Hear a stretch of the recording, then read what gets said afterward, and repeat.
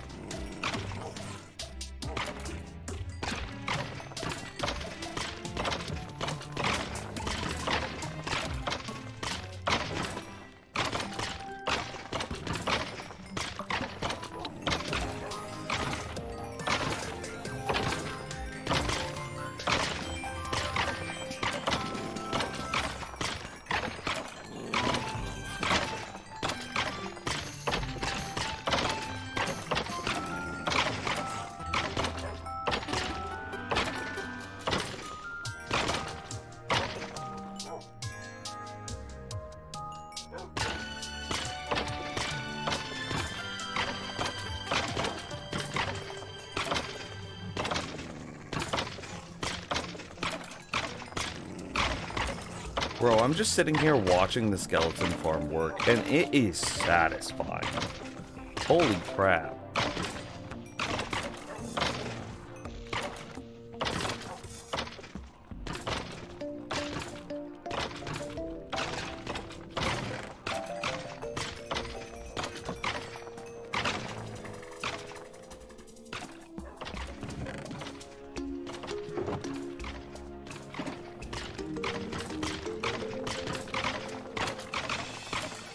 But yes, it is Terraria music.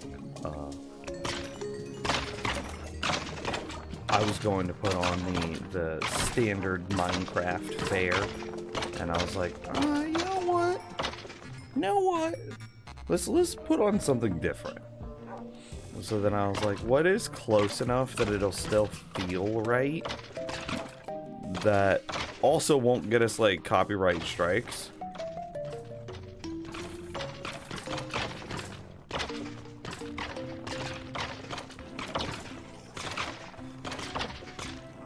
I'm gonna land it on Terraria.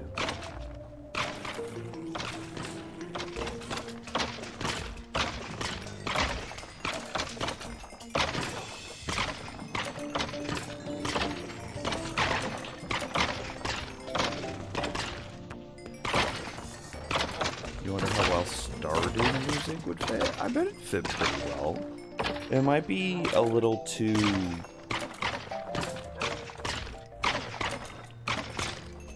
I don't... The word immediately that jumps out at me is soft. But I don't think soft is the right way to describe Stardew music.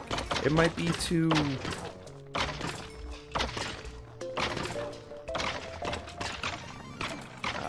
yeah, more too chill. Something.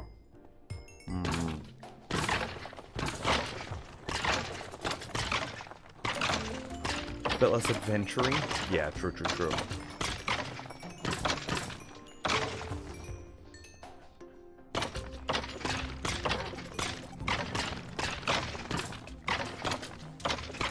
Bro, this is so cool.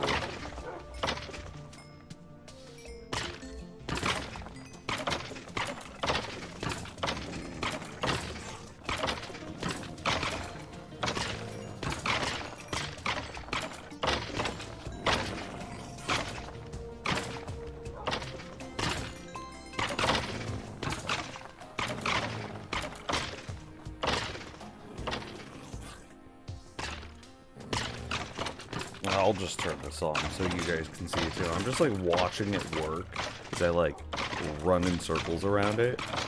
I'm so proud of this. This is everything I ever hoped it would be.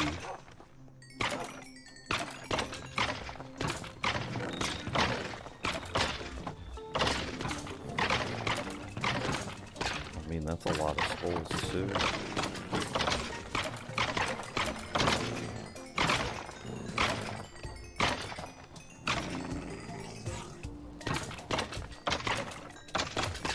How we doing? We're all right today.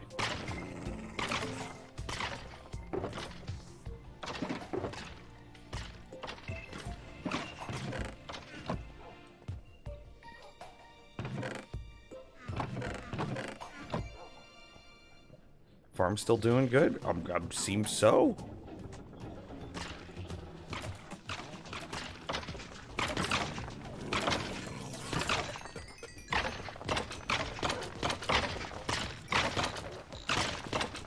Yeah, I mean, this is just so cool. I wonder if anybody else has ever done something like this. Like, okay, I know that there are people that have done similar things where they, like, use wolves to auto-kill wither skellies and blah, blah, blah, blah, blah. But, like, have you seen how janky those setups are? I remember looking at that, and I remember just being like, dude, this is the jankiest goddamn thing I've ever seen in my whole life.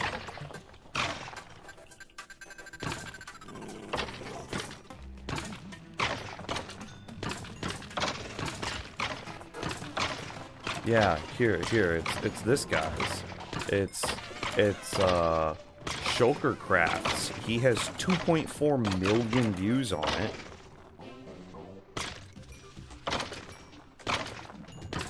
Got him muted. I'm like, look at this setup. Like, right off the bat, like, okay, we basically took the platform thing because I mean it is consistent. You want, but that will always be the same. That's just like the same base platform, right? Of you're gonna have that. I forget what it is, like 17 by 17 area, and then you need 4 blocks on the outside of that aren't solid blocks in order to maximize the spawns inside the area. Because if there are solid blocks at the feet of a mob that goes to spawn, it's gonna lower the rates of it, right? So like, we have the same base, and then we have the same, like, you have to bait them in with the piglin, right? Okay. And see, then, but like, look at this bottom area. Like, yeah, it works. But holy heck of crap, Batman. The experience orbs don't just come to you.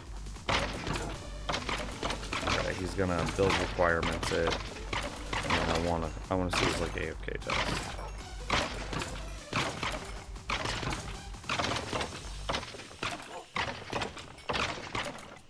And then we also figured out how to do a better collection or a better bait piglin in that we get a second layer on ours. So not only is ours a 17 by 17 exactly the same as this, but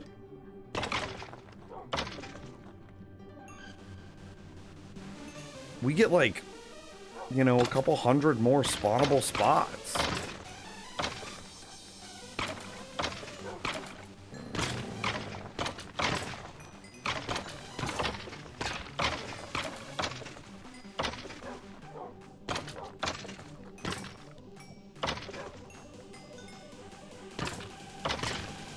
So I don't know. I'm pretty proud of ours, especially considering like what the 2.4 million view one has. Let's look at this one.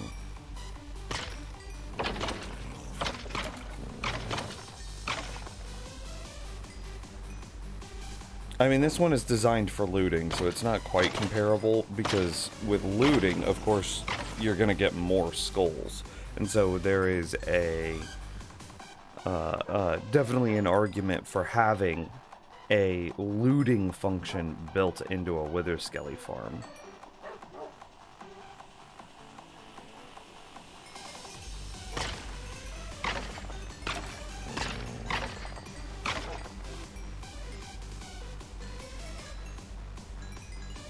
Yeah, but this is kind of comparable, but again, I would rather not have to like left click AFK blah blah blah them.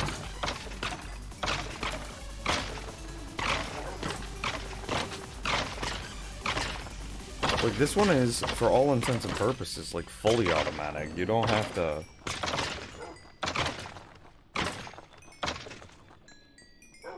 As long as you are in proximity of wither skeletons spawning, then you're getting skulls. Now, you're not going to get the experience, because for obvious reasons, but like, you're getting skulls.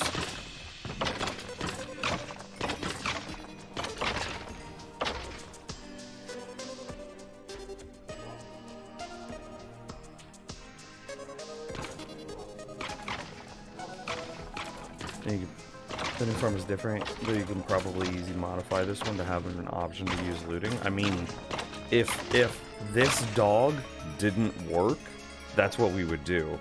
We would probably put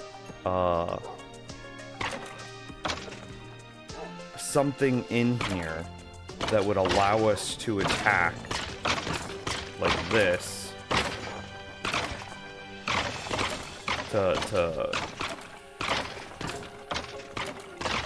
to then loot to use looting on the wither skellies.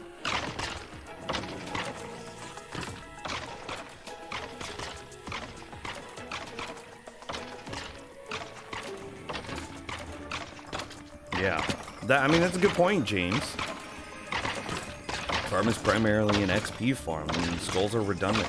That is, I agree with that 1,000,000%. Yeah, once you have that first stack of skulls, do you really care about having more skulls?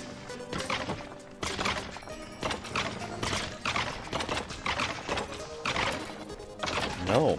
And to that end, the experience becomes way more interesting.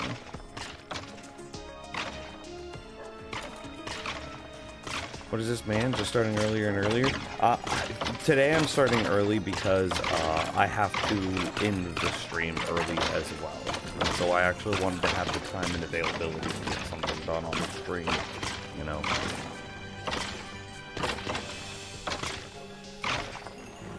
Why are the slabs next to the dogs upper slabs? Oh, that's a good question. Experience orbs are exactly 0.5 blocks tall. They're also 0.5 blocks wide. They don't look it, but if we turn on hitboxes, you can kind of see how they are exactly half a block tall and half a block wide. Their hitbox is much larger than the actual little sphere. So we need something in order to prevent the wolves from moving while they're on their rail in the minecart.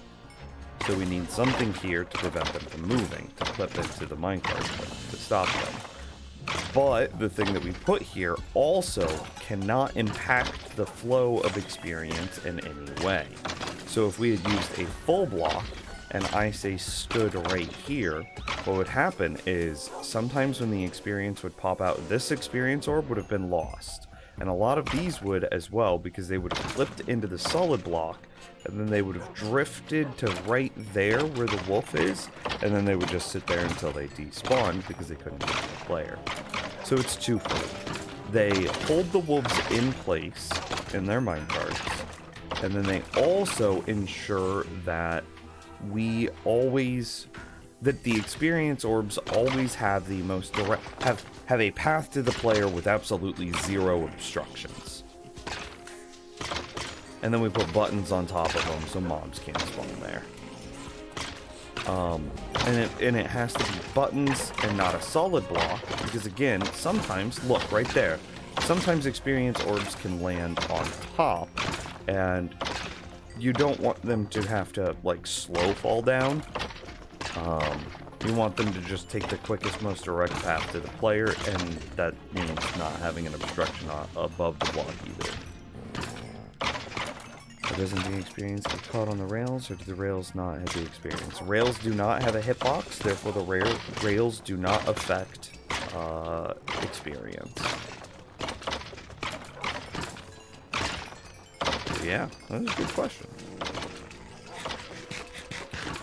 So what I would like to figure out a little bit today is how to do a nether-based bone meal farm. And I have one question. Just started out.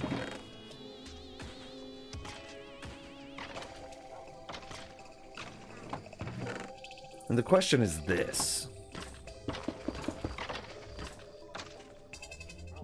When you have these vines growing up, do they have hitboxes? No. Because I know I can climb them. Okay, that's very good. Okay, so here's kind of what I immediately imagine. We'll throw together a quick little demonstration. We need weeping vines and twisting vines. Is that all I have? Is that really it?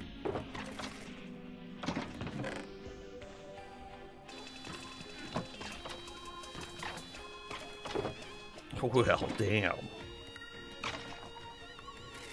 Look at all that experience. That's so good. You gonna try to sneak both vines in the same space? Yep.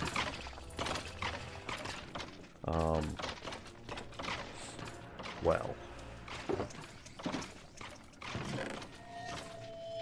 Grab some more of that. Okay, so here's gonna be the rough demo.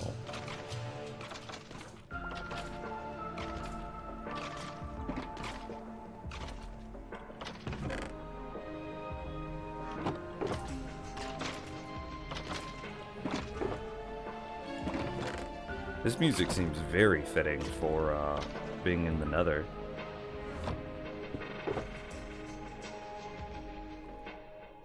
Actually, we should only need one of those.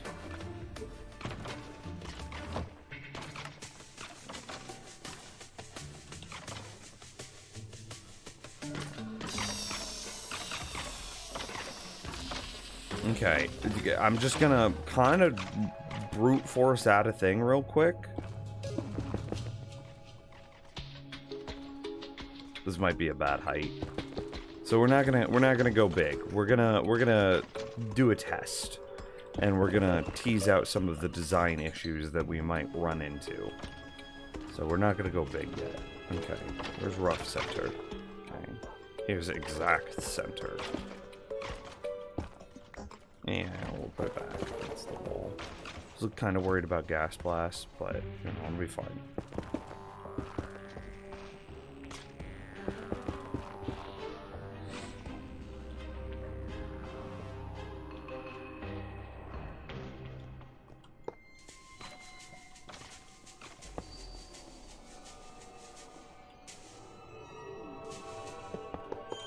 No. You're wrong. And bad. And dumb. Nim, stop talking about yourself like that.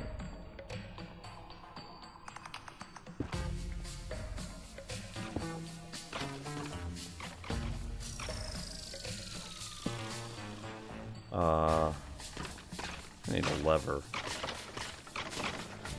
Can mobs spawn inside of twisting vines? Oh, I did need to pull this out again from the wall. Okay. Yeah, let's pull it out from the wall.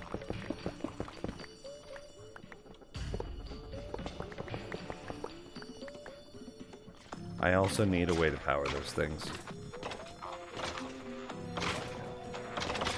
Experience. Bro, just casual XP clouds out here. Just casual, dude.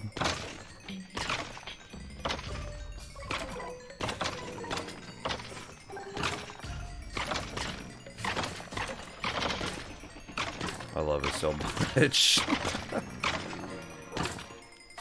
Any farm that can provide you with an XP cloud is a good farm. I don't like how they lowered the transparency of XP orbs, though. I miss it when they were brighter, because it would be way more fun to, like, throw your XP around.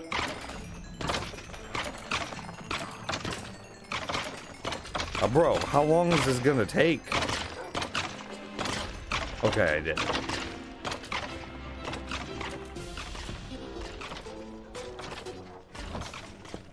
I gotta... Actually, we're just gonna bring this.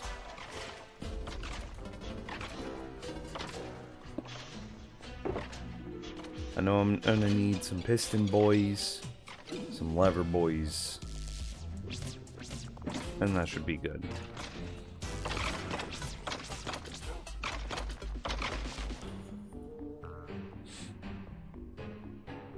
Should you keep in mind the other farms that you're planning on putting in the center when you try to figure out where to put these automatic farms? Yes. All I'm going to do right now, I've never made myself a creeping vine, twisting vine farm before, so I just want to kind of look at it and do it.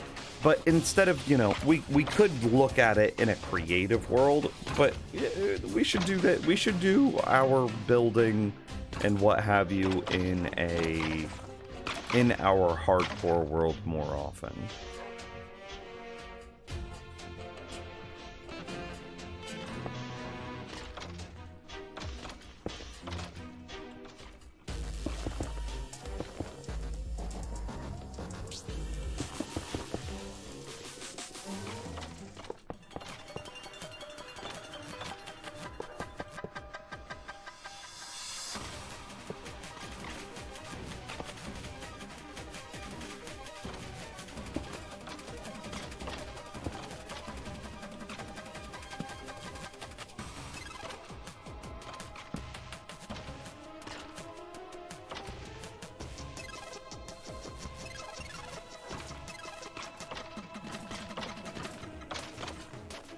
About what I expected.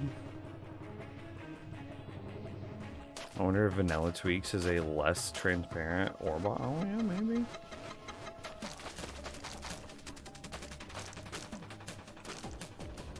Am I really one short? Oh hey, perfect. I can't believe that happened. Okay, I'm no longer one short.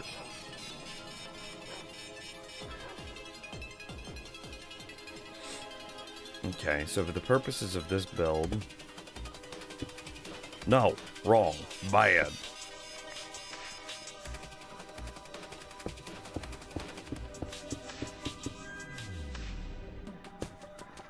Something like that. And then we need to go up, you know, a number of blocks.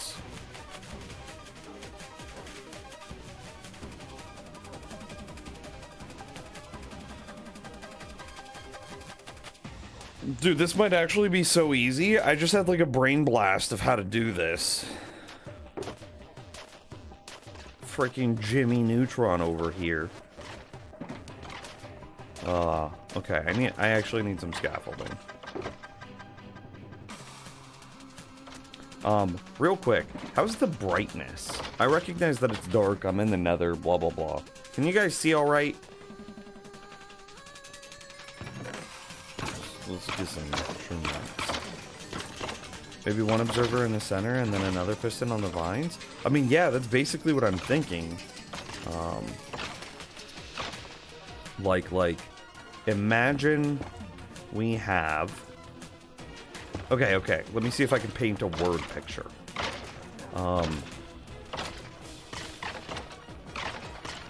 Imagine this goes 5 blocks up, and we have the other vines 9 blocks up with availability to come 5 blocks down. Okay, so there is a 9 block height total, and they are, you know, 7 blocks apart. So the exact middle block we observe, and then it kind of turns into a race. What reaches that middle block first? Will it be the what the hell are these called? The twisting vines up or the weeping vines down? Whatever reaches the middle block first, we observe the middle block, and then we observe the observer or whatever the hell, and then we use that to propagate signals out to the piston here at the second position and the piston here at the immediately under the other vines. And that way, this is growing up while that one's growing down, and whichever one gets to the center first, we observe and then break both sets.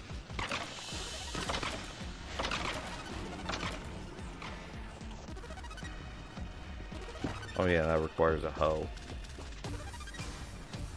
Requires a chat room.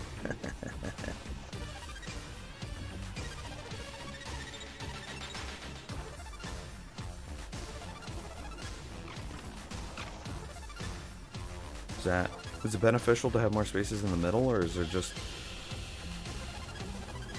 a well to have observers directly between the pistons? I mean, okay, so let's look at this. This would have to be an observer facing down, which means that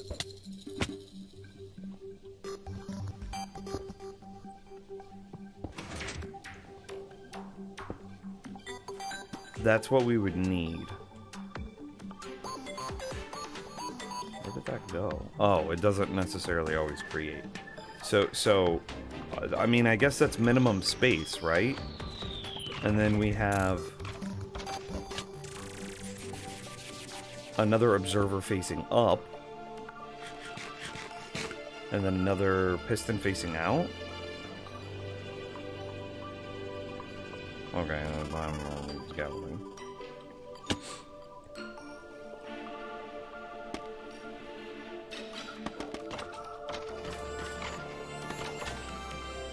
Also, something that probably needs considering is that the vines have the same functionality as kelp, and that they can stop growing at a random point. Ooh, that's a good point. So, are you saying that we should probably have some sort of,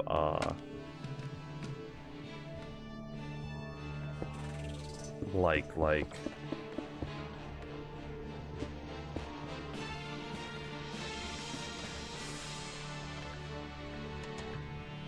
How would you describe that? Some sort of, like, self-correction system where it just sends out a pulse, like, once an hour or something like that to just trigger the whole thing?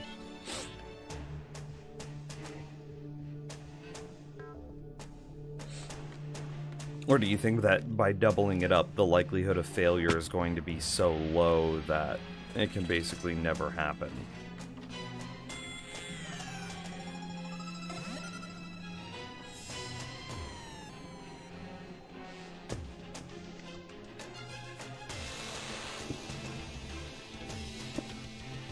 Does this make sense, what I'm doing? And then,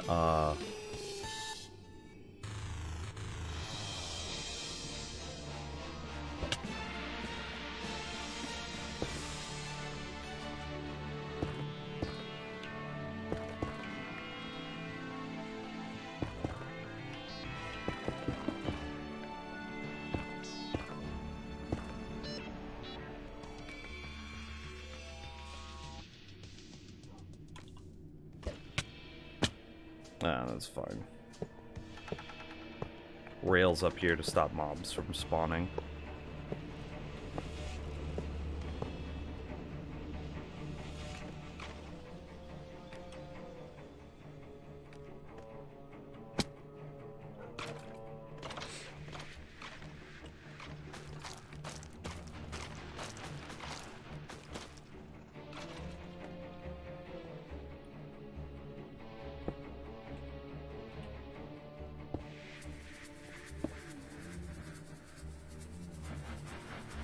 I'm observing the wrong way.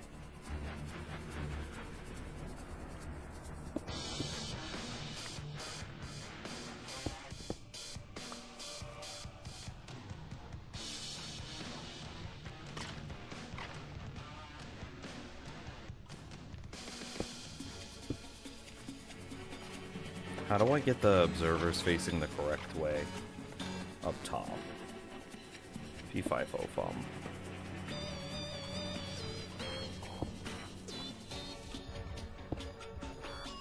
And these will probably trigger twice off of each growth, for the record. But I'm kind of okay with that, I think. There's not a whole lot of other redstone-y type things.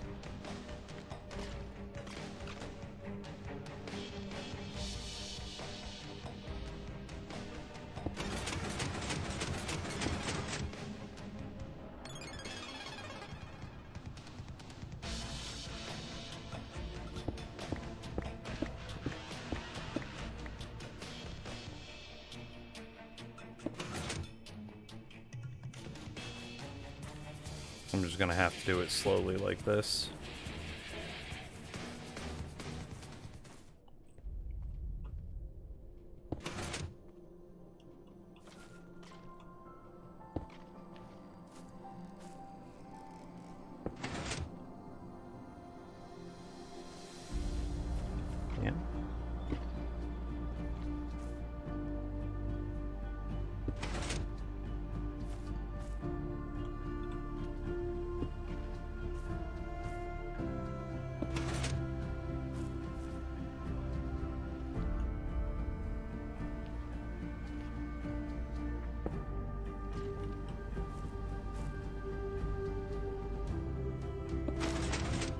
Yeah, there's that double trigger I knew was gonna happen.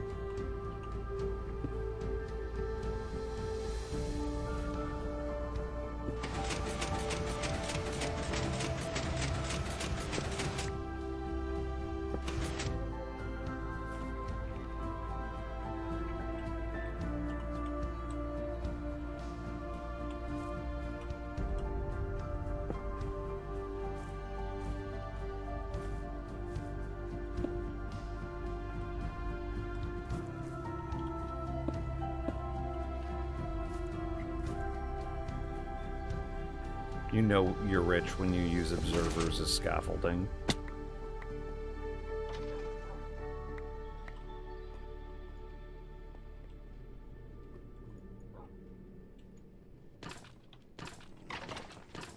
Yeah, I'll keep that in my inventory.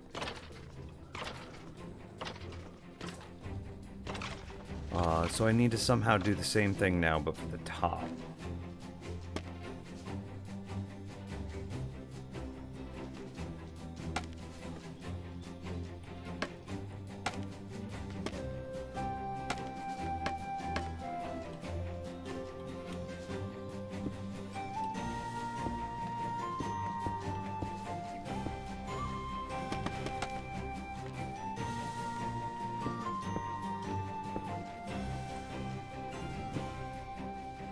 That, I mean, is that a rough draft right there?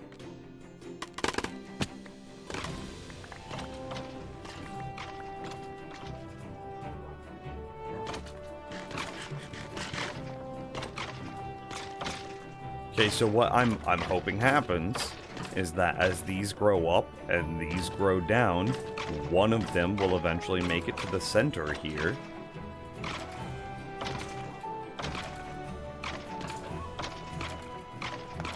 Well, I mean, I don't know if this spot is a good spot in relation to, like, the rest of the stuff.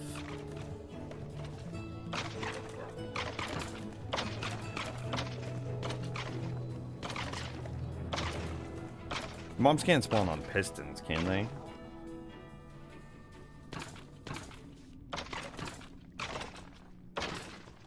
Yeah. I mean, that was good.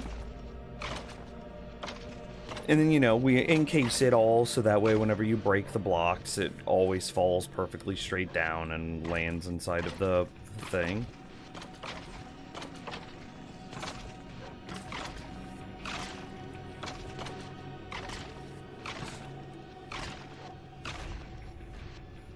You could probably even do something where you make it a little bit tighter, so that way you guarantee... Because, like, what's the minimum height that a vine can grow before it shuts off?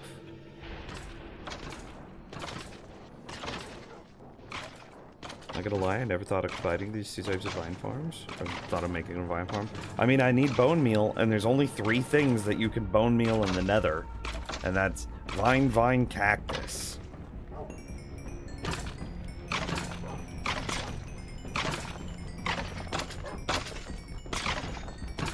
No, that's not true. You could also bone meal mushrooms. Oh, yeah, that's actually making not true, because you can also bone meal a lot of the stuff for trees.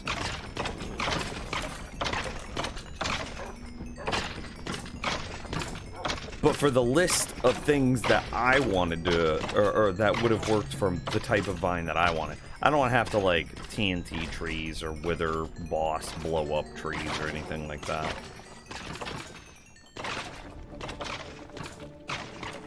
Bamboo doesn't need water? Oh. No, not what I mean. Compost to turn them into bone meal.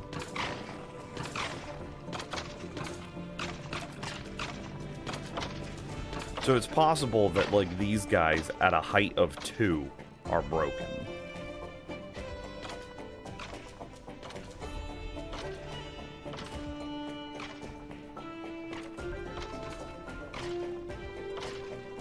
Moss or dirt 2, just hard to clean up.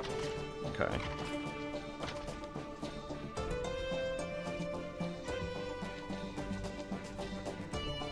Did you see this, Yuffie? Look at how clean this is.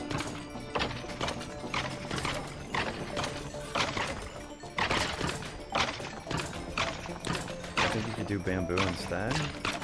These might have better returns over time, although I've done 0 math to prove it.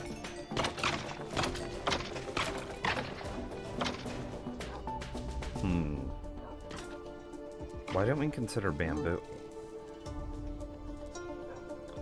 How?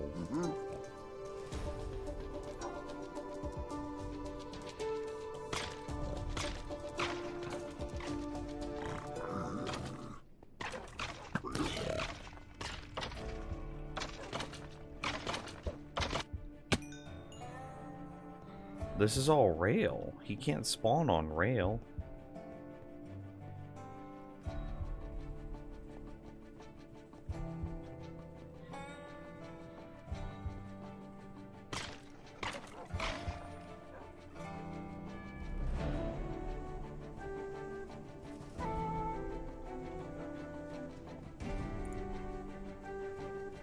Collecting regularly leads to better returns regardless, so making them grow longer is kind of meh.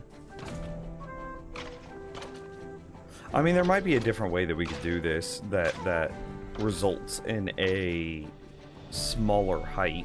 Because right now they have to get to 1, 2, 3, 4 blocks tall. I should be able to make it to where they only have to get to 3 blocks tall.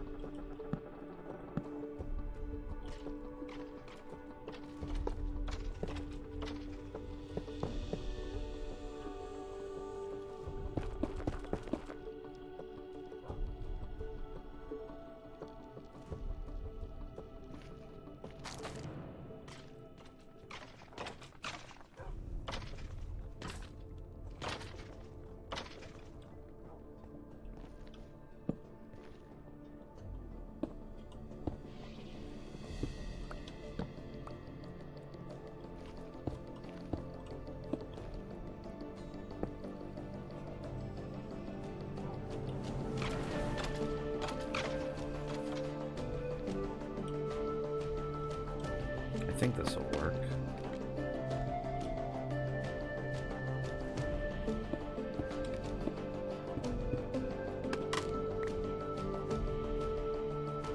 Well, you can't compost bamboo. Composters can be used to recycle food plants, including bamboo. Oh, well, there you go. That's why we didn't consider it. All right. So what I was thinking is, what if... Bro, I'm running out of redstone.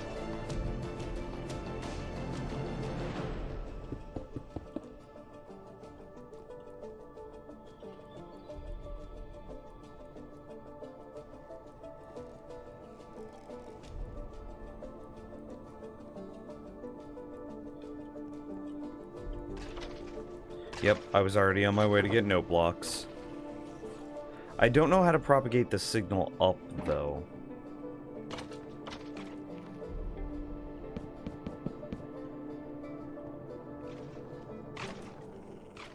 And now, conceptually, wait, give me some stuff. Bro, did none of those give me some stuff?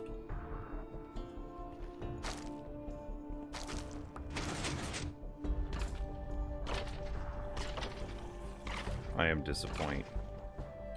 What ensures that I get stuff? Silk touch or a hoe?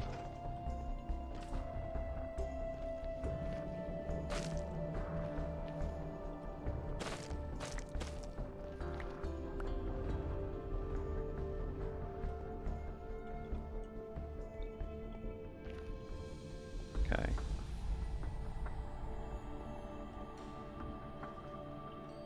Should be the same thing with no blocks on top? No, it wouldn't be.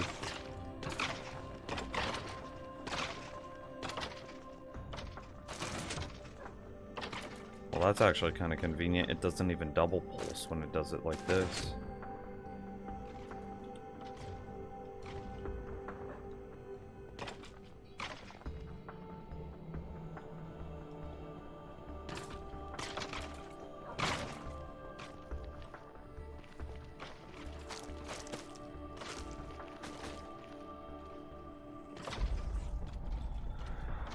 Oh yeah, oh yeah.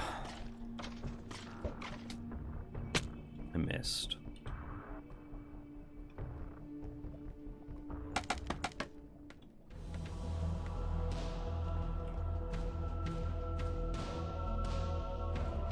Yeah, because if I were to have...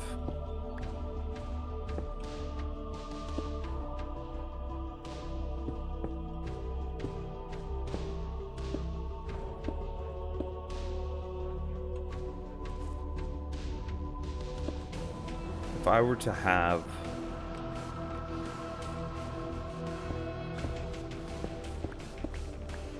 Oh, well... Oh yeah, that's what we do. I'm an idiot. We just make it... No, I don't know if we can make it,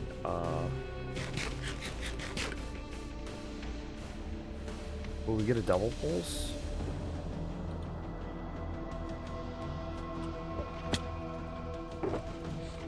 I was like, if we make it just sticky pistons, what happens?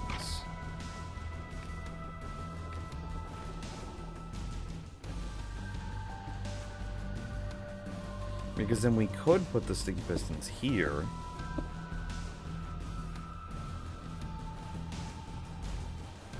Yeah, burger.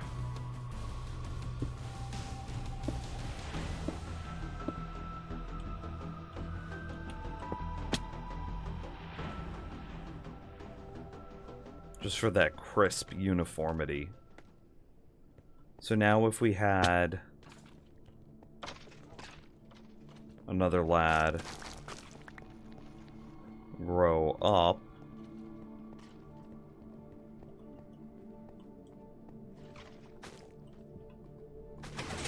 yeah, that's what I thought was gonna happen. It doesn't double trigger.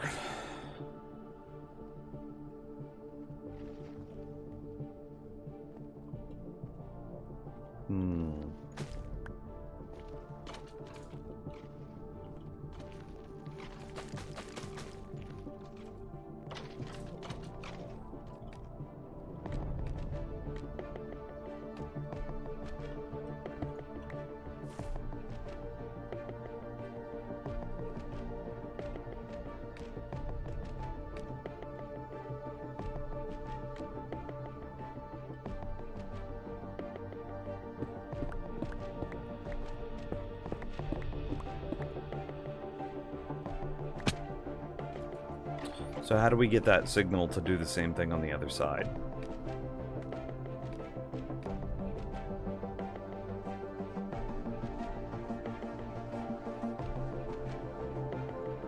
Sure that no blocks of redstone dust won't work? Yeah.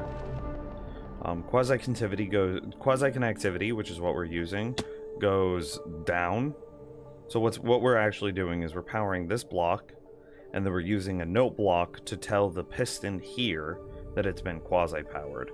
Quasi goes down to the left, it does not go up to the, or excuse me, it can go down, but it can't go up. Will sticky pistons pulling the block work?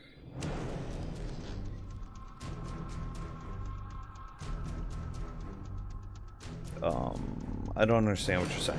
That might break it. No, I don't know what you're referring to. And if we were to just say, put some pistons right here.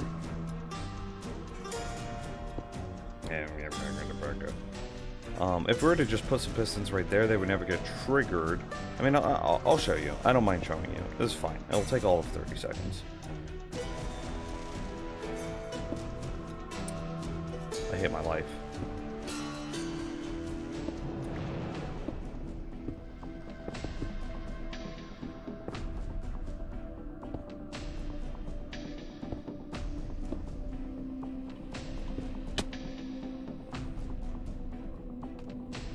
Okay.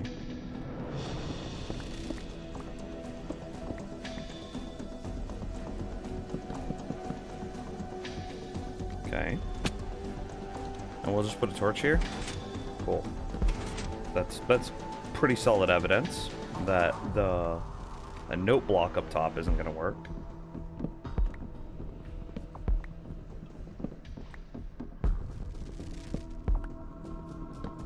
Okay, now what if it's redstone dust?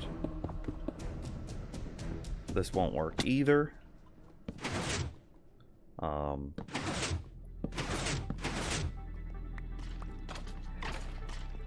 If we wanted the redstone dust to work, we'd have to somehow get target blocks or something like that. Redstone dust just doesn't connect to pistons. So this doesn't work.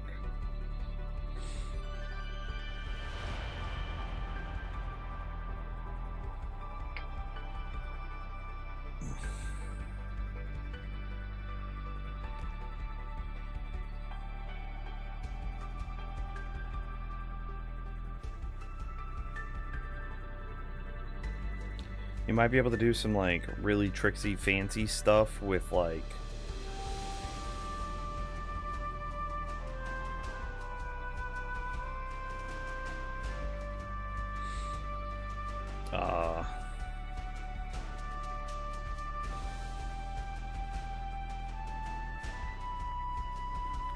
I'm thinking...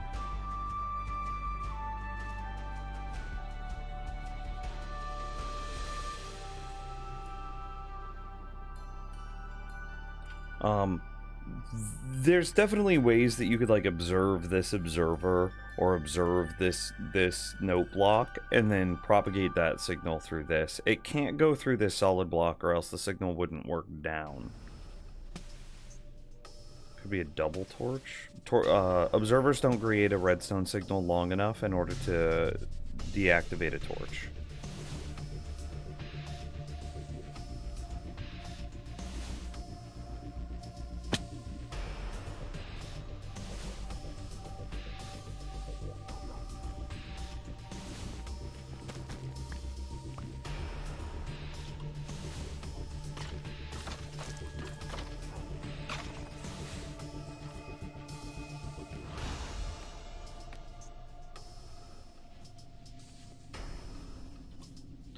Interestingly, this works.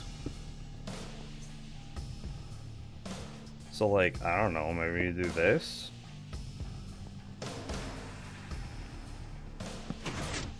Then you get 3 at the top.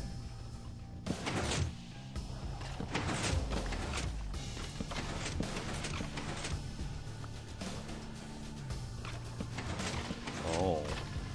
Okay, so that doesn't do anything. So it would be reliant on its neighbor to clear. This kind of works.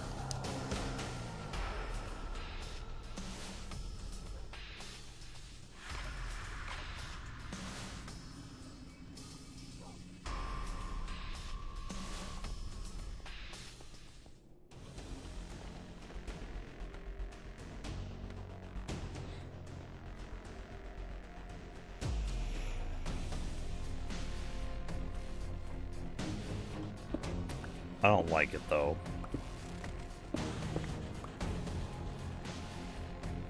Place the solid blocks on top of target blocks, then all 5 should power. I don't think that'll work, but I'll do it anyway. I actually know that won't work, but I'll do it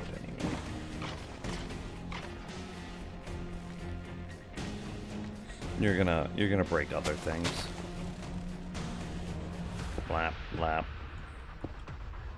See, so now what's going to happen is only this will... So, I'll just show you. I'm going to put the torch here, and that piston's going to power, and that'll be the only one that powers.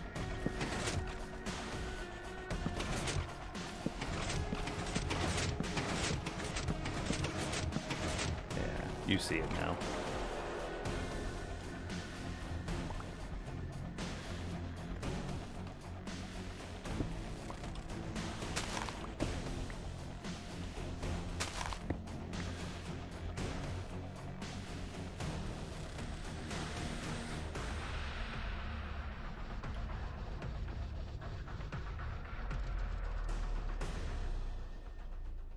You could do some really janky stuff. You could. You do this. I figured it out.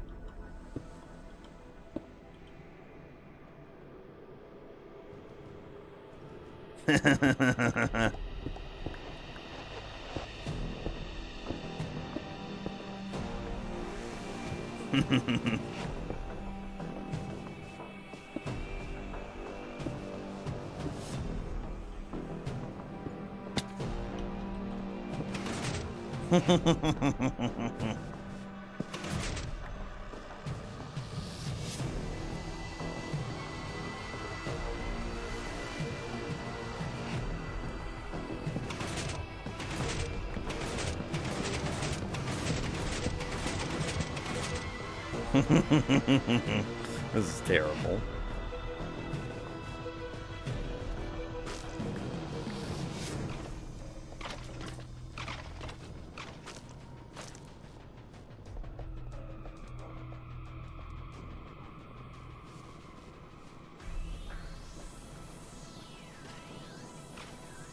I'm sure that there are cheaper ways to do that as well.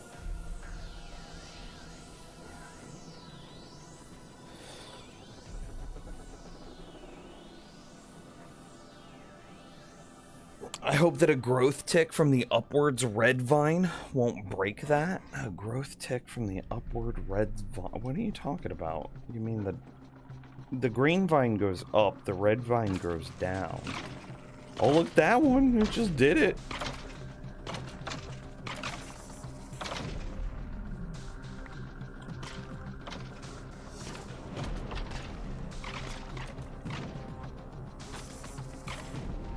Could also use a 2-high door to do that. Oh, that's sneaky.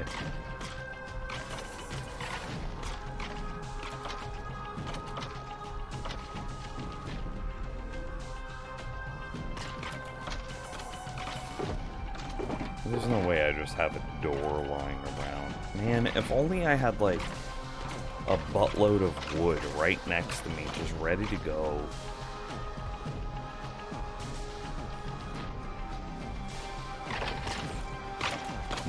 Whatever will I do?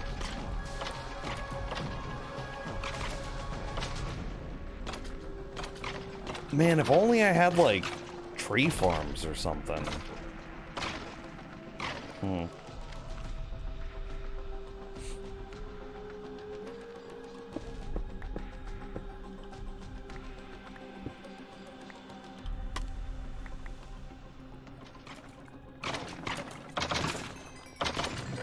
I think I've grown a few more blue trees.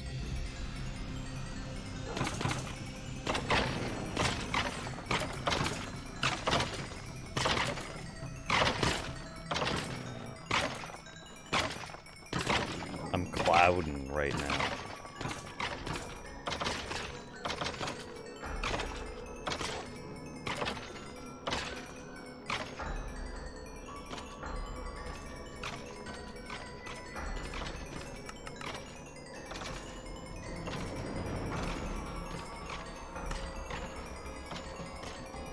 Bro, it's still going.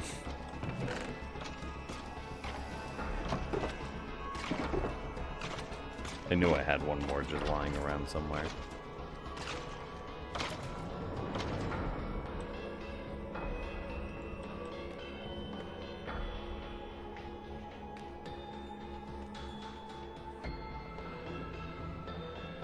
Do I even need a place? I should have to, yeah.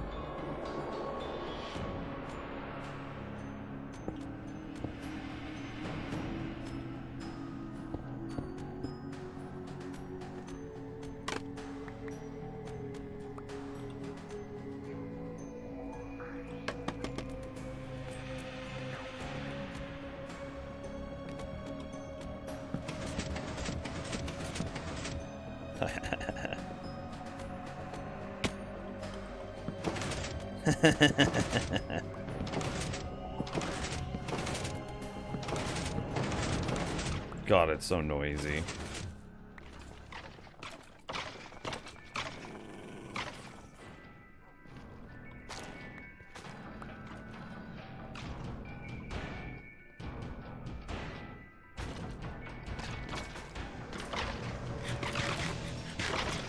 Is there a different way to do this, though?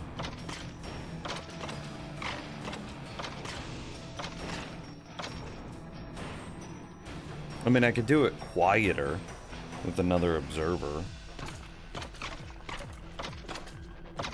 So instead of a door, we put a note block.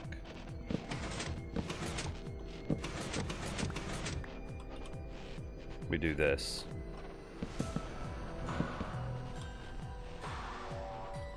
And then we observe this. And now this is quiet.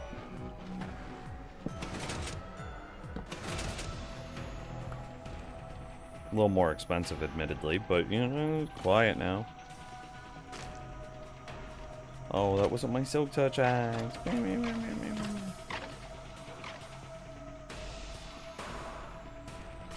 I really want to avoid flying machines because flying machines are so laggy, James. Like, that's such a... You're right. In every aspect, you're correct. But a flying machine is just so damn laggy, and I just don't want to feel like, oh, hey, I'm over here in the nether, and then, like, all of a sudden the flying machine triggers, and then it's just like, blah, blah, blah, blah, blah, blah.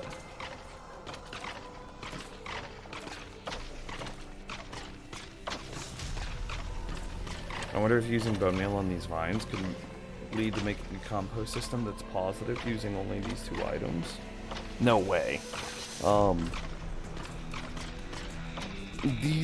These types of vines have a 50% chance of being turned into a compost layer each time you use them. So, like, that means that you need 2 vine segments per compost layer. But then, when you destroy a vine via anything other than silk touch or shears, it only has a 33% chance of actually dropping you an item. So then your 2 items turns into 6 items per layer. And then how many layers is it? Is it 7 layers? So then you need 6 items per layer on average. And then if you need 7 layers in order to cap it out, or whatever that number is, you're immediately looking at like 40 odd growth for 1 bone meal.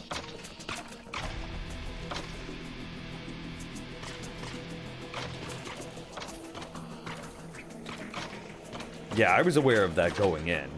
I mean, that holds true no matter what. It's going to take 40 vine growths to get 1 bone meal. I knew that going in. But, you know, whenever you're talking about like, oh, hey, I'm going to be AFKing, I'm going to be, you know, in the area doing stuff, every time we move through this space, good God. Anytime we want experience, you know, it's gonna be going. And I hope to get, like,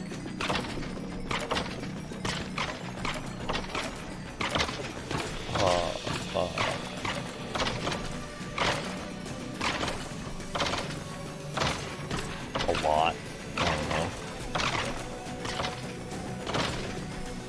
I hope that we can, like, find a design that we can just, like, sneak in this space, and then it just is, like, running. It just surrounds us. It is all-encompassing. Is kind of what I hope for. Where'd you buy that green wave?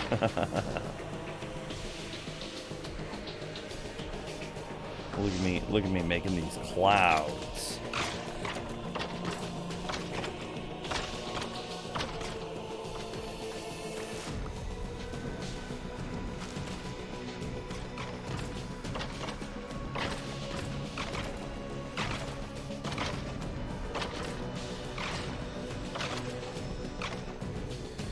Such a goofy, thick design.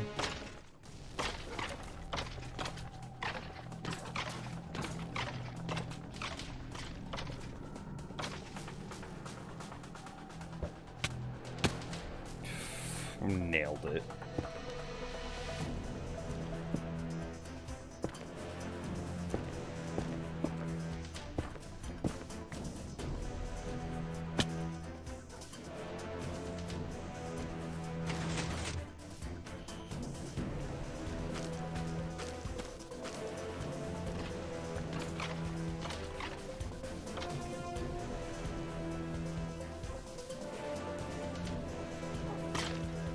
Didn't mean to fall.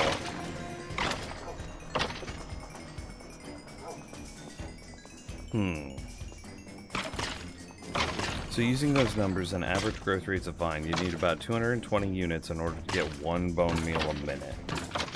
Okay, okay. Is that sections?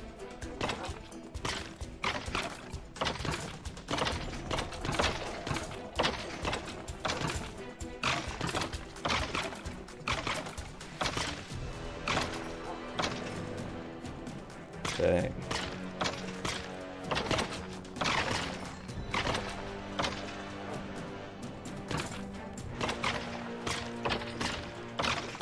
I mean, it's a good thing that all the farms that we'd be interested in doing are mega respectful to bone meal.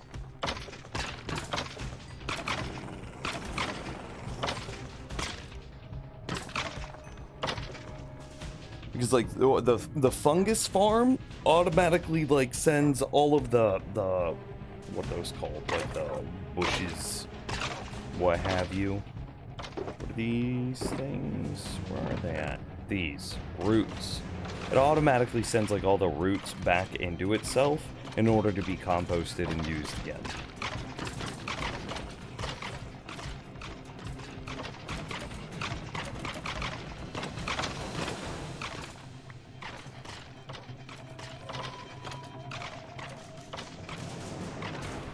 So, like, the fungus farm itself is pretty efficient as far as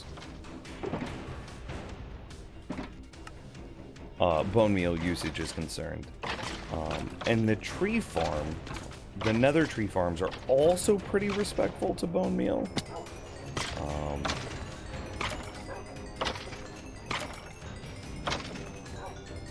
You know, they're not just sitting there spamming bone meal at a fungus that can't grow. The only time they use bone meal is whenever the fungus is ready to be grown. How much bone meal is used per minute in the tree farm? I haven't measured that. I don't know the answer to that question. It's only like 2 or 3 bone meal a tree.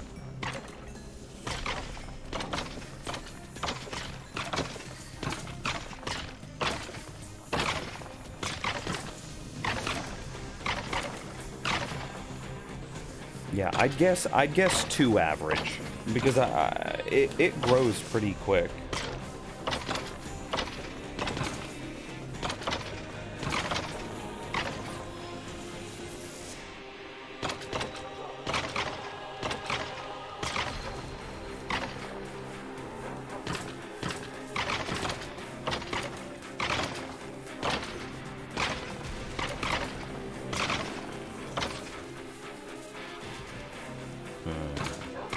Test it.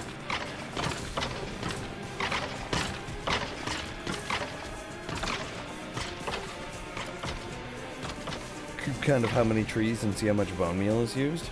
Yeah, sure. Let's do that.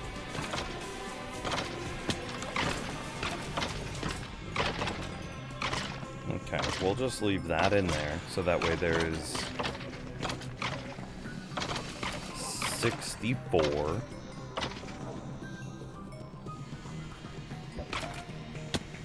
I need to go get more ender pearls. Ooh, that would not have been good, actually.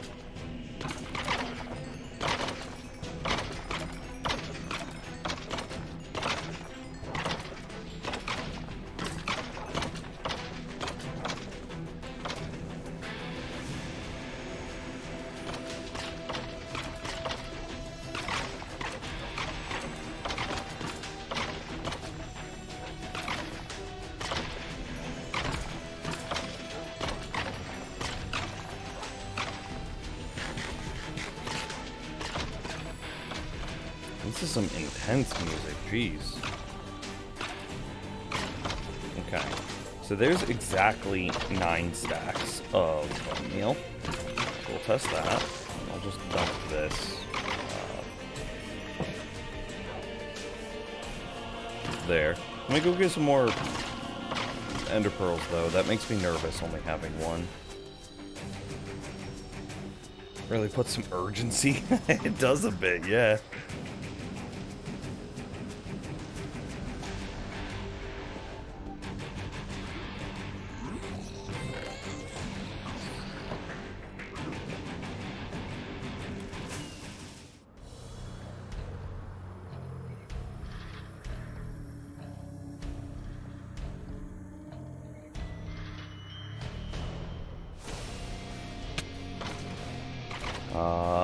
Okay, so then... How do we figure this out? Do I start a 1 minute timer and jump inside?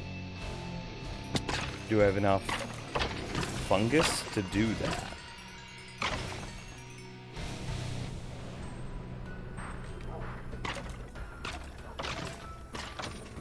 Maybe you should have a shulker with ender pearls in your ender chest. I do.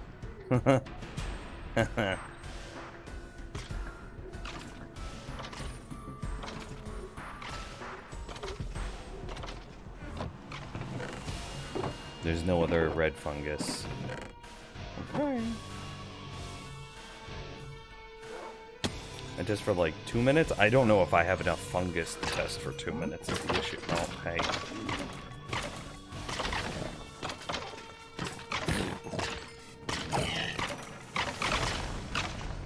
Okay, so mobs could definitely spawn on top of retracted pistons.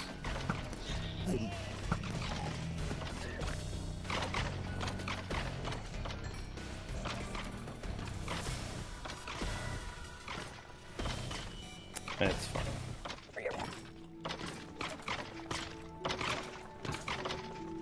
I heard something.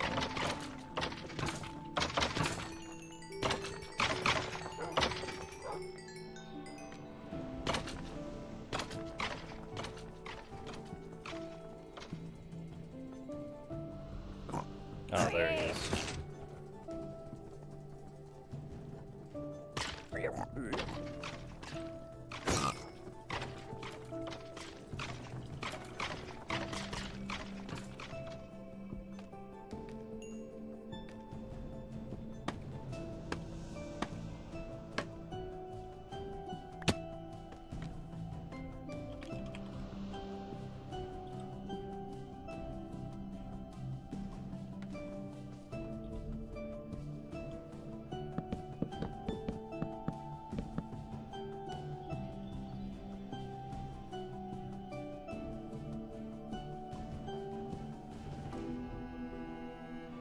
What do I put there? Oh, it's probably another spot. Got it. Slibs. Okay, yeah, that's reasonable.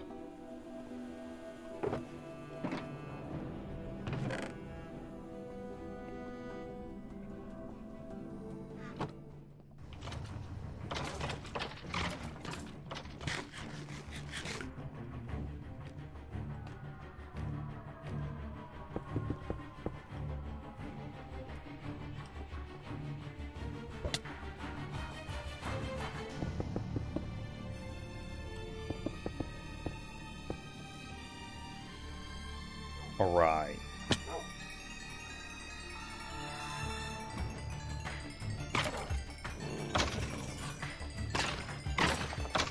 Are we ready to start a timer? Okay, I think so. And we have exactly however many I said earlier. There's 9 full stacks of bone meal there. Oh god, that would have screwed up our testing so badly.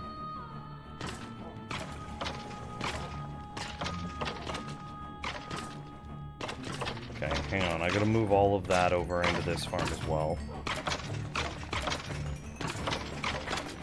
Okay, we'll just put it in like this chest or something.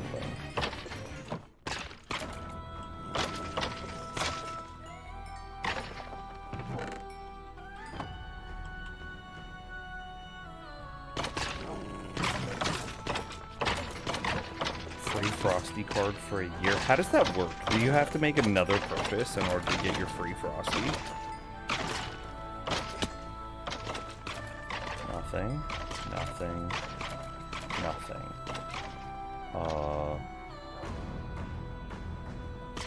That's the only 3 spots that they could be in.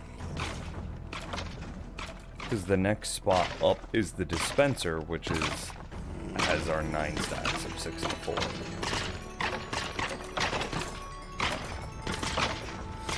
More importantly, I have an urgent question for you guys. Do I get Chipotle or Wendy's for lunch? Chipotle, easy. Get a bowl.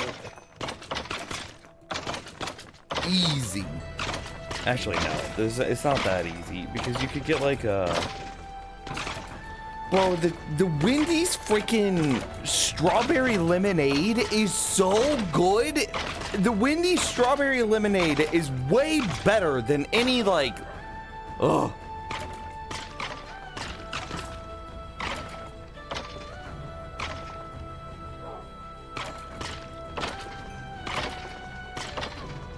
I don't know, do you want like a bowl of mush that's gonna taste delicious?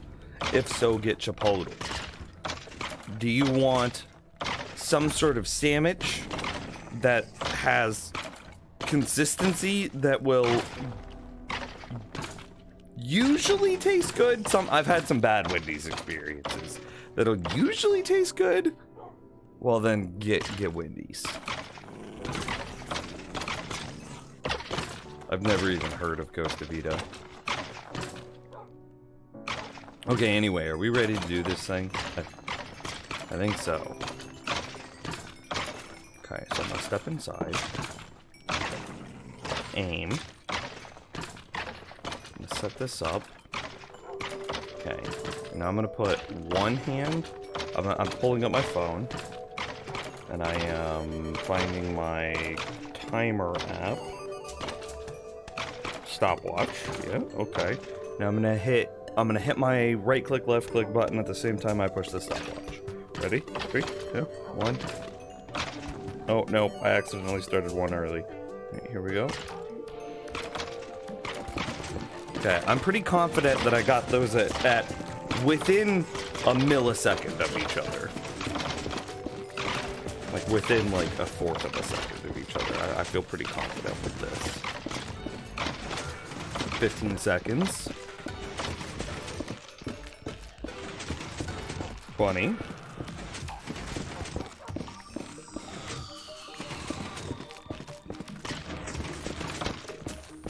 30. 35.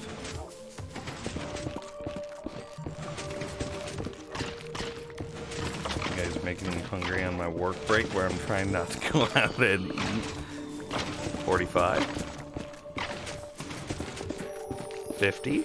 Okay, I'm ready to stop. No, wait. We definitely can run this for 2 minutes. I'm gonna go for 2 minutes. We're at 57 right now. Boom. We just hit the 1 minute mark.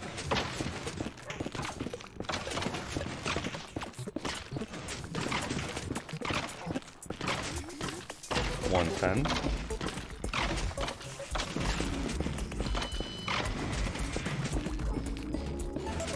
$120. Yeah, that's true. We can also see how many saplings we go through. I mean, we could then propagate rates from this as well.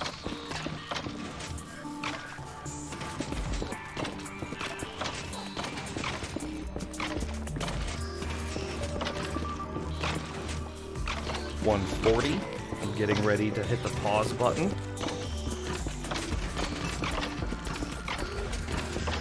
$148, $9.50. 155, 6, 7, 8, 9, 2. Okay. And I would count. Okay, we're at exactly 2 minutes. It's 2 minutes exactly and 46 milliseconds, not even seconds. However, I would never leave the tree farm in this configuration. I would always cut it down and then... But it's fine. This is a fine way to leave it, actually. Okay, so... 2 minutes, and we went from 62 saplings to 19. Alexa, what's 62 minus 19? 62 minus 19 is 43. 62 minus 19 is 43. Saplings over 2 minutes. Okay. And then we started with... Just put this in there.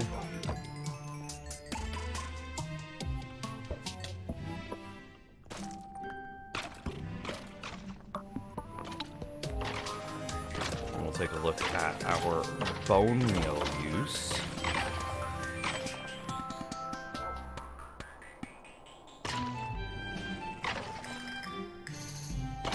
Okay, so we used... Alexa, what's 64 minus 12? 64 minus 12 is 52. 52. Alexa, what's 52 plus 64? 52 plus 64 is 116. 116. Bone meal. Over 2 minutes. Which then dividing that out is just 116 in half, which is what, like 68? 58? 58. So that's 58 bone meal.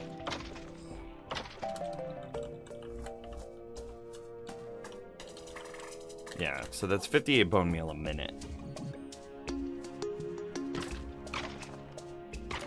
Which then results in 21.5 trees per minute.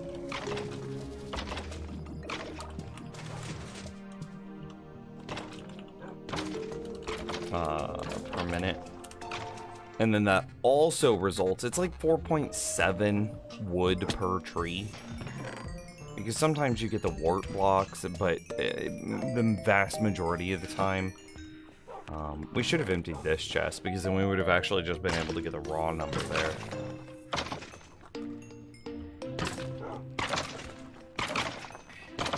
But then if it's 4.7, that's my old math. I don't know if that still holds true. But if it's 4.7 wood per tree, and you get 21 trees per minute, 21.5 trees per minute. Alexa, what's 21.5 multiplied by 4.7? 21.5 times 4.7 is 101.05. 101.05. So just call that 101. Wood 101 per minute. So it gives you a stack and a half of wood a minute.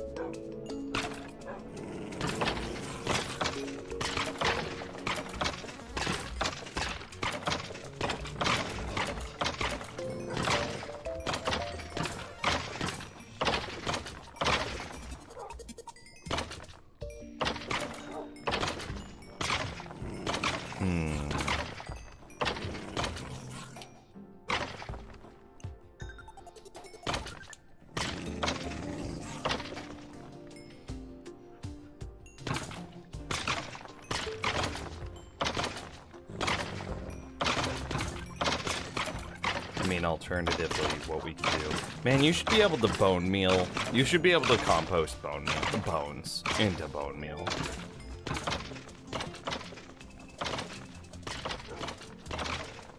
I really don't want to be a flying machine. I really don't want that kind of lag in my world. Rephrase. I don't want that kind of lag in the Nether.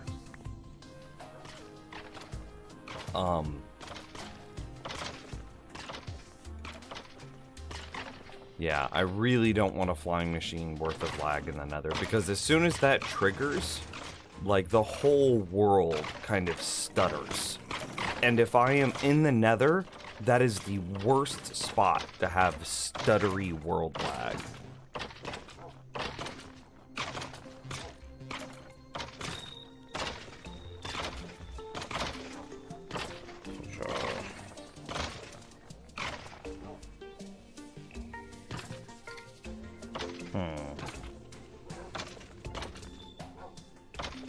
Clear? I don't need this. I just got a text.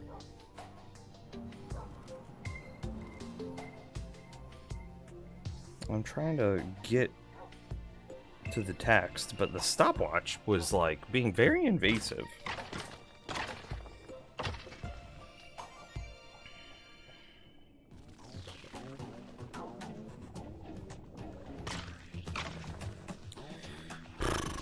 Damn.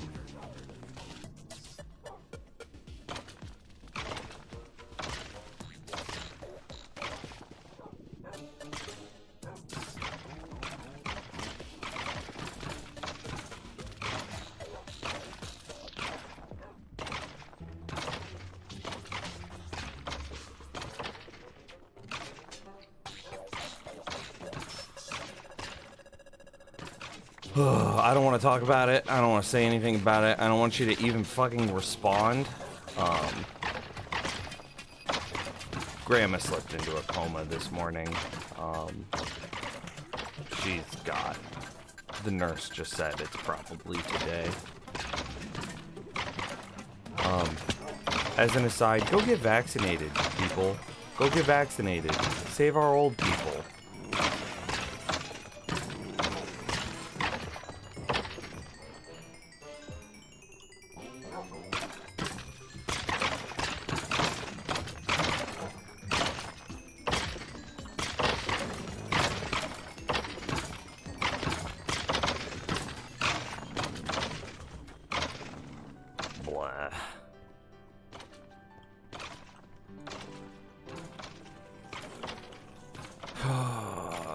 Yeah, that's so slow. Good God.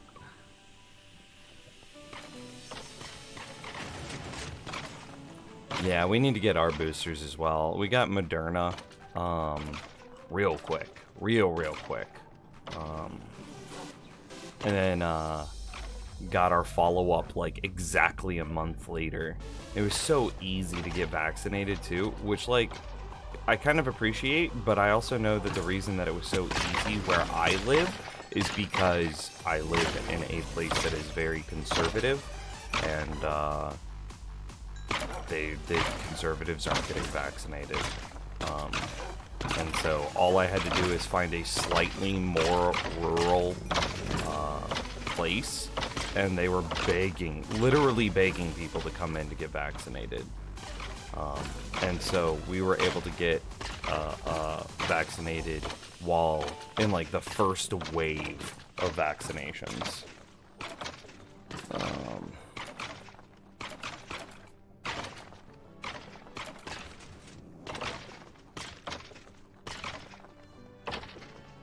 mean, it's working, but it's working so slow.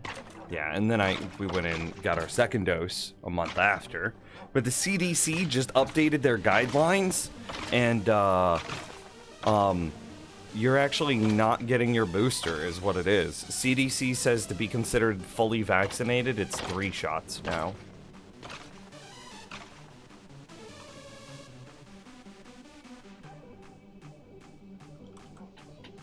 Yeah.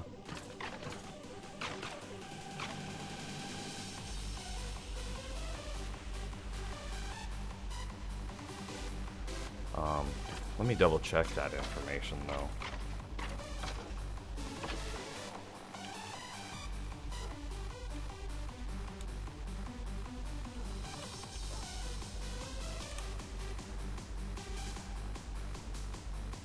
I saw it as a, honestly, I'll be very honest with you. I saw it as a headline as I was scrolling through like Google News or whatever. And I didn't bother to read it because the headline was enough, right? The CDC considers three vaccines vaccinated.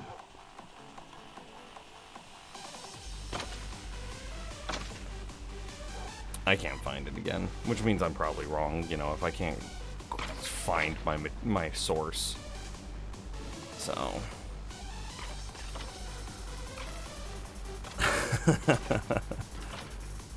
I just dreamt that we needed a 3rd and 4th dose. I wouldn't be surprised if it becomes a yearly thing. I would actually bet that it becomes a yearly thing where what, it came out a while back that you can get the flu shot and the COVID shot at the same time. and there are no like adverse effects. So I bet what happens is, I bet COVID's shot is rolled into the flu shot, and you just get them both at once. It's just going to be one mega shot. And then it will be a thing where, you know, you can't force people to get vaccinated. However, it'll be one of those things where, like, you really should get your booster shot every year. Yeah.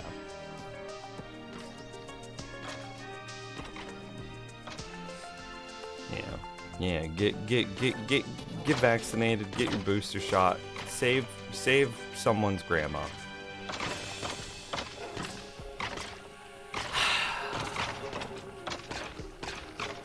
Damn. Yeah, she has liver problems. You know, she's a grandma, she's mid-70s. And I think COVID messed with her liver problems and she couldn't breathe anymore, and I don't know, I'll find out all the details.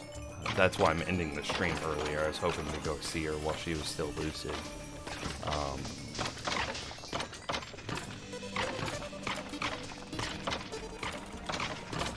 Yeah.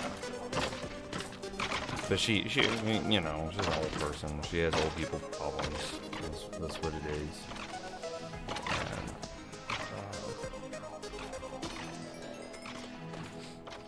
You know, she got COVID.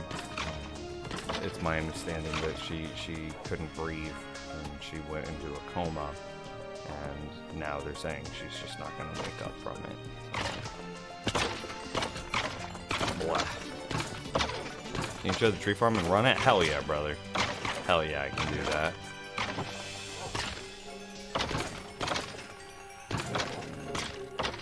Let's grow some blue trees.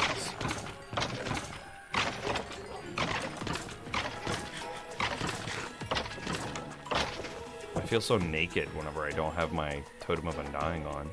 Anyway, so how this works, obviously we're getting a crazy amount of experience from the Wither Skeleton farm that we're then processing via our wolves, so that's pretty good. While we use the farm, you know, the durability on our axe is going to go down, but because we have Unbreaking Mending, the experience that we get from this farm will be way more than enough in order to keep our axe going.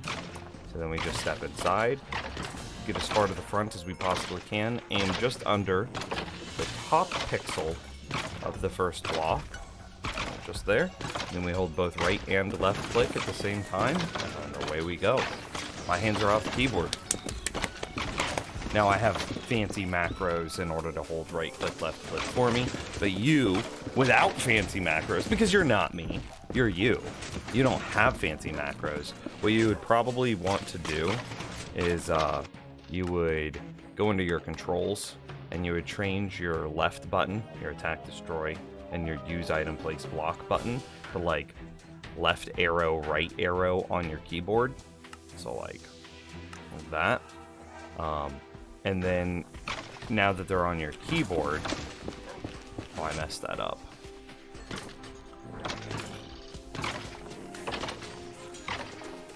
Come on, place. Oh, this can't be here in case I ever screw this up. Okay, that's fine. Oh, I can't. Oh, I can't place it because freaking my thing is wrong. Okay, hang on. Okay, there we go. Now let's try that again. Options, controls. Left, right. Okay. And so then we hold right click, we hold left click. Why doesn't it like to work on the keyboard? That's so weird. Why is that not working?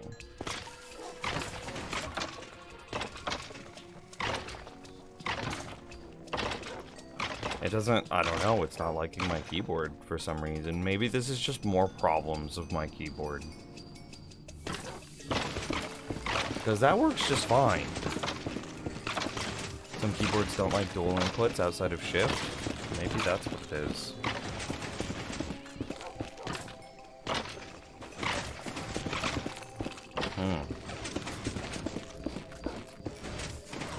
And use the F3 plus T trick. Yep, that's what I was gonna do. Is I was gonna go left arrow, right arrow.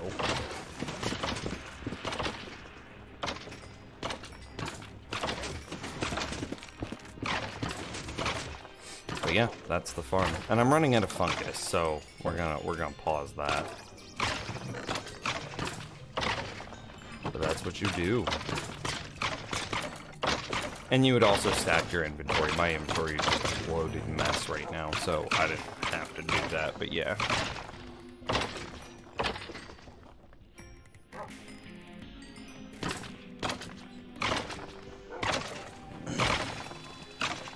Hopefully it becomes less severe over time.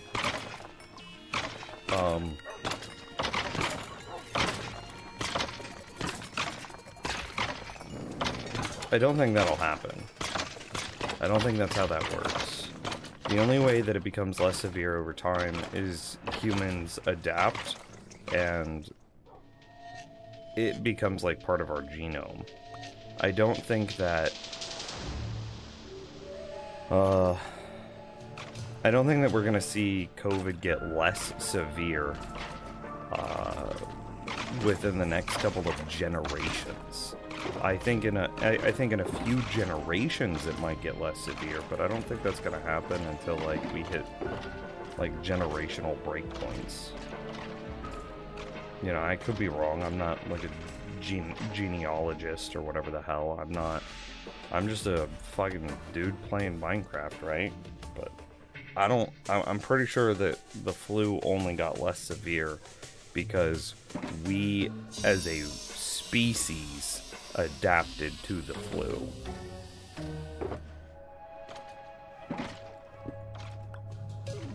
I don't think that the flu mutated into a less severe form of itself.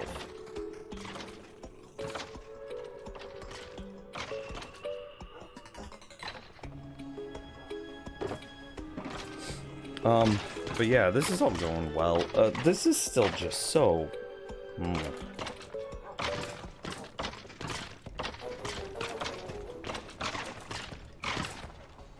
I need a way of tracking if it's broken or not.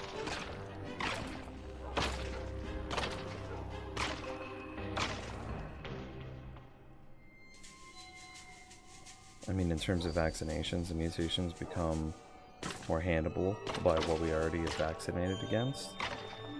I mean, yeah, but that requires people to get vaccinated.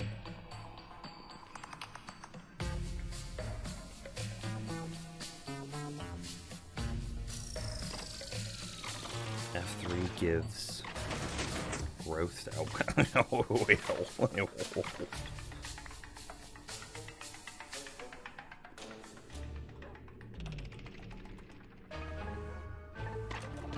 So you're looking at this like age thing on the far right of the screen, right here, age. There's just something else that I should be looking for. Age 16. So is this one done? Okay. Ooh, that's 23.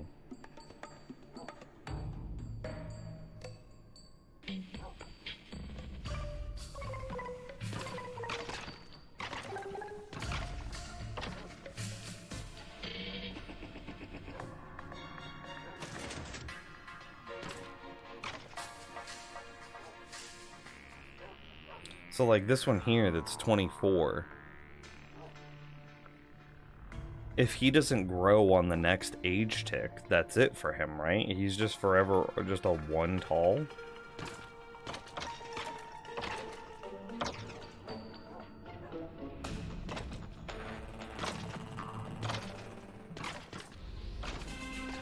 So then it's only a matter of time before all of them age at age, you know, if we use this design, are at 2 tall and then age 25. Between 1 and 2 tall at age 25. So this just breaks. I don't think the age changes unless they grow, not the other way around. So this one here at age 24, what you're saying can...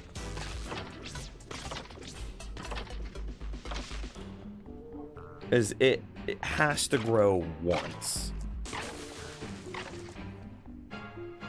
Whereas this can definitely mutate to be less amazing. Usually they mutate to be more contagious, but more training measures, but not necessary for it to be more specialized deadly. Also, I don't have a biology or medical degree, so it doesn't matter what I think. Okay. Yeah, that's fair. I mean, I played Plague Inc. I know how to kill the planet. You have to first get super infectious, and then you mutate total organ failure. And that's how you beat Plague Inc.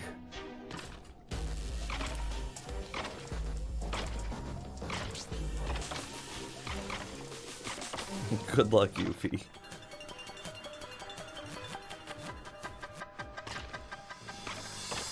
So this one, what you're saying, James, this one has to grow. Even though it's age 24.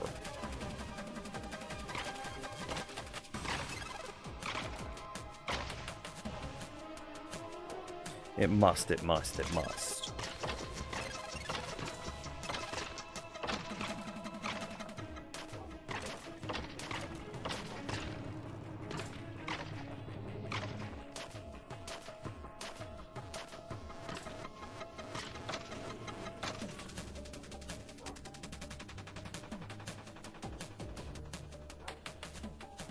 Age 23.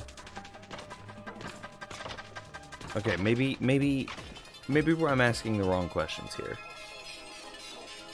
So they stop growing at a random height. What would happen to their age if they hit that random height? Would they just be at 25 and not grow? What would I see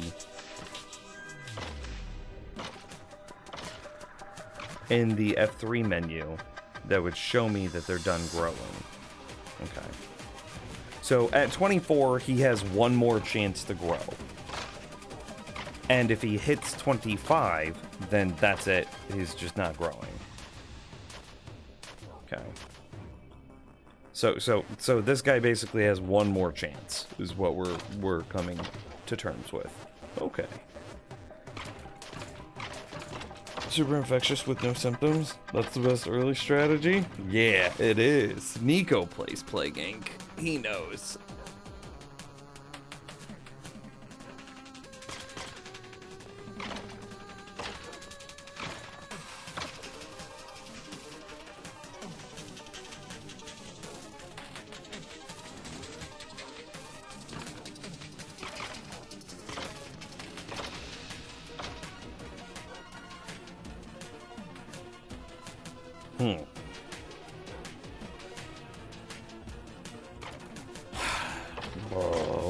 Okay, real talk.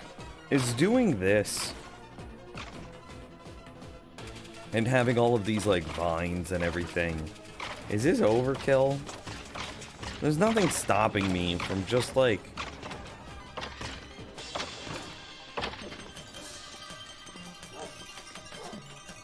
taking all of these, excuse me, let me down the hole.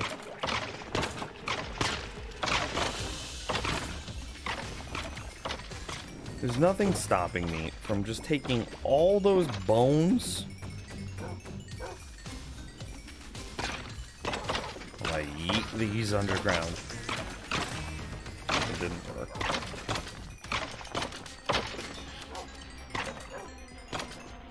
There's nothing stopping me from like taking all of these bones, converting them into bone meal like once. And then that's enough, right? A single double chest of bones is, 3 double chests of bone meal.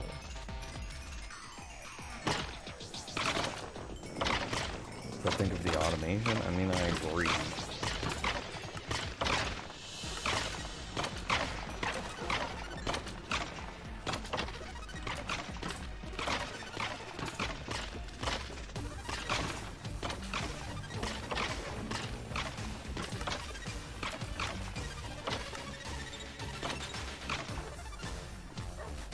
Look at how gross and brute forcey this is. It feels so bad.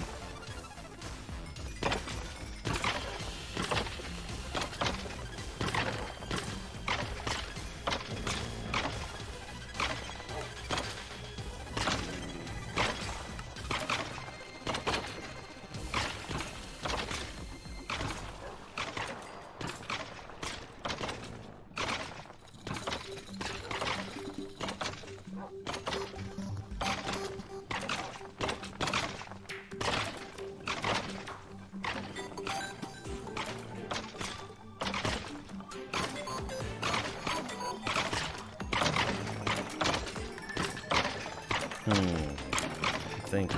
But now you get unlimited vines too? Not that you need them? No.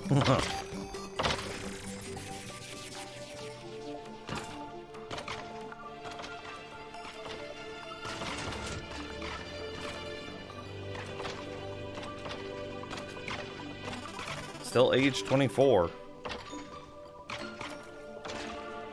You got Chipotle. I'm proud of you. You decided to get the tasty mush.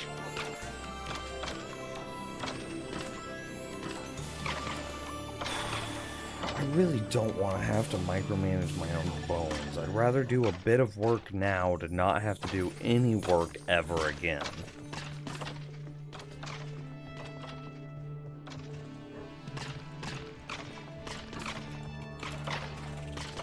That's a murder. But like, is this worth it? And there's a chance this can break. So it wouldn't even be this small. I'd have to have some sort of system in the design to correct it. But like, if they can break it one tall, that's the thing that I want to know. Can they break it one tall? If they can break it one tall, then like, vines are out. You can't use vines.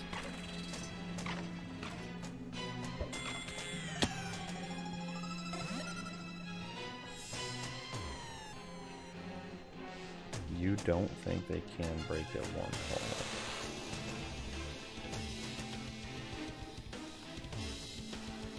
Age 23 on that guy.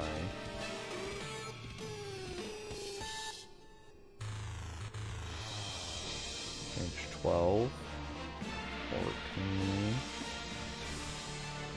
6. 12.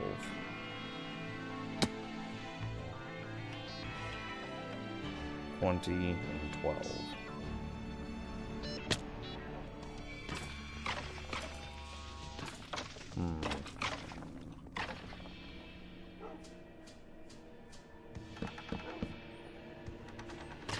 Yeah, I streamed a bit early today. Ugh. I'm still kind of tired. I keep needing to do big stretches.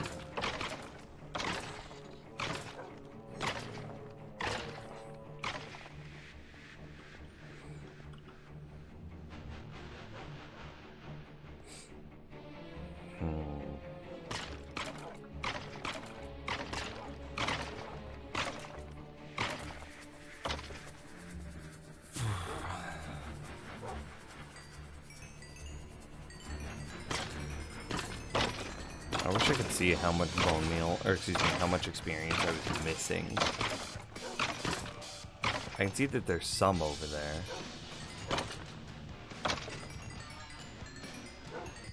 Because I'm out too far. Yeah, it should be a lot.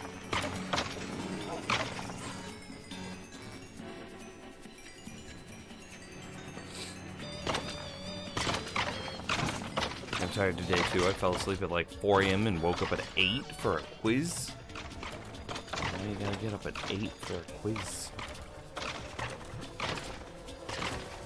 Well, that guy grew. That guy had an age of 23. And if it's impossible for them to break at 1 block tall, then vines will be fine, right? We just have to send out a pulse hourly, yearly, just mega infrequently in order to reset them.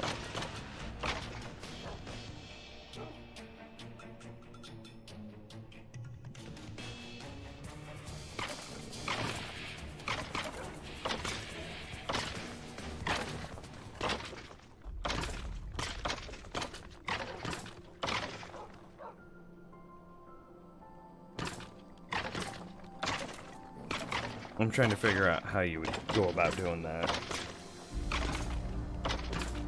So like on this design, which would need a pulse significantly less often.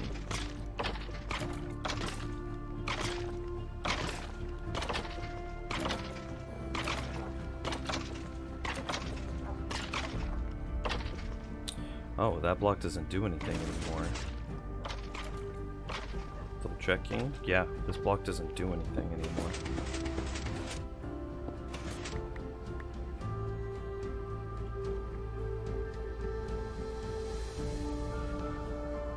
The noise that you heard was because we were changing the instrument the note block played, and because we changed the instrument, that is an observable thing, and then that created a pulse.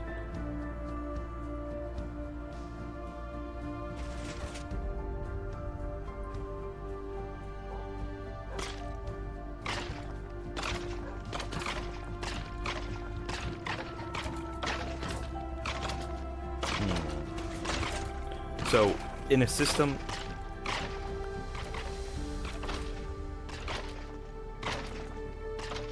Still at 24.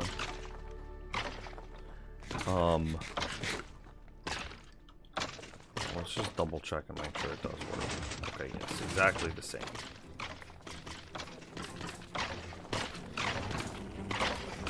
How would we send in a pulse that triggered both of them?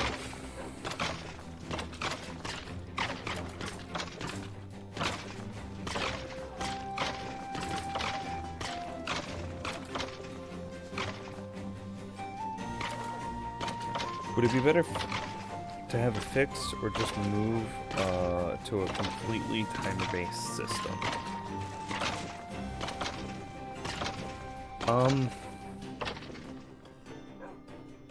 I mean, that's a fair question.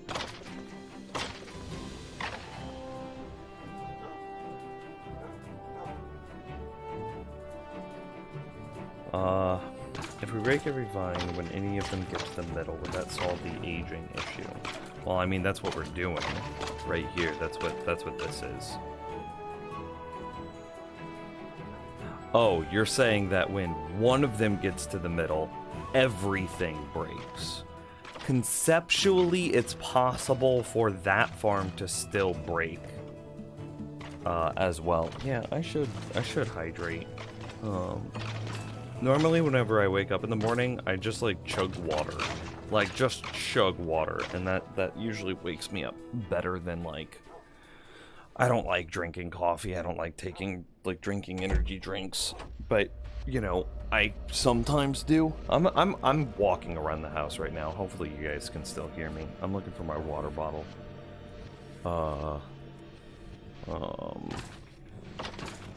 Water bottle. Ah, there's my water bottle. Oh yeah, we played D&D last night. You guys want to hear how that went? I found my water bottle. That's just a hardcore Minecraft world chat room. I just was completely on the other side of the house, leaving my hardcore Minecraft world up.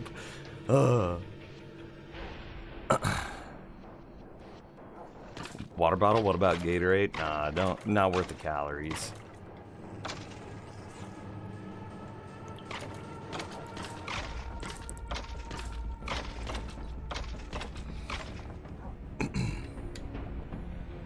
Conceptually, the moment any one of our vines got to the center, if we then cleared every vine, I don't know what the likelihood of this is, but it is conceptually still possible for the whole farm to break. Because it is possible, however unlikely. I mean, it might be unlikely to the point of like the heat death of the universe might happen before these odds are hit. That said, it is still possible for every single vine to grow to 2 and then to stop growing.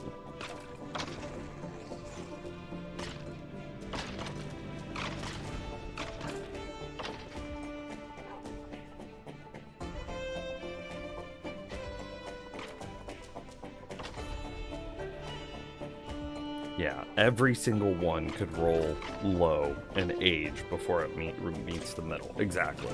I mean, again, the larger the farm, the less likely the odds are, and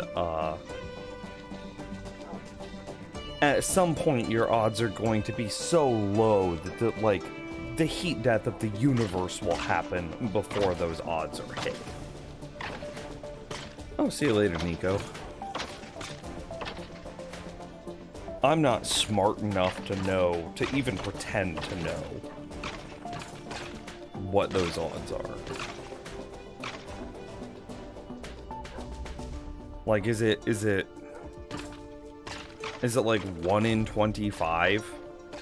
But then it's 1 in 25 squared, like, what is that? A factorial? Something like that? I don't fucking know. Because you need to get 2 failures, and then you need 2 failures per section, and then the more sections you have, it all just multiplies off each other into like fucking infinity, right? I have no idea what those numbers are. I'm not smart enough to figure that out. Jesus Christ. I got a little smooth brain over here. My brain has 2 folds. Just 2 wrinkles in it. And one of those is thinking about D&D right now. I'm currently drinking a Kickstart. So, I mean, hey, you do you, boo. Oh. Oh. I will say that, like, chug an uncomfortable amount of water first thing in the morning.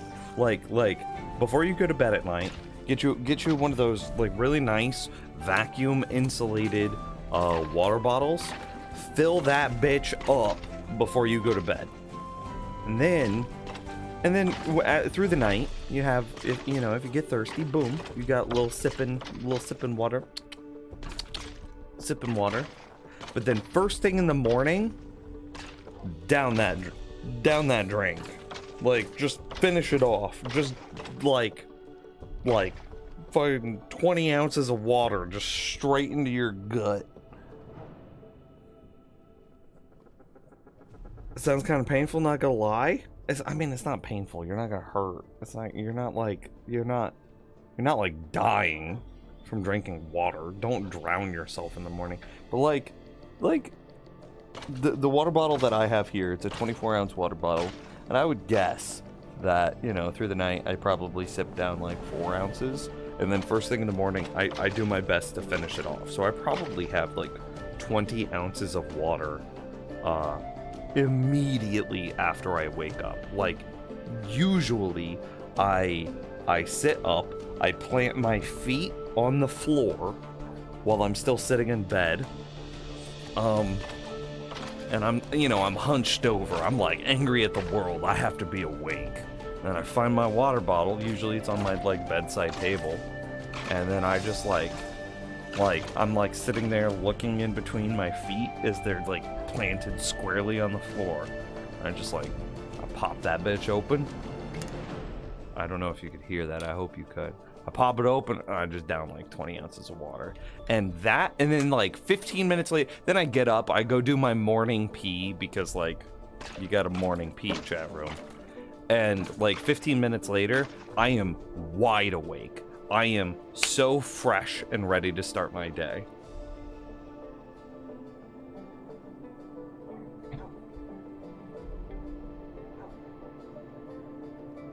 Your swallow muscles get sore.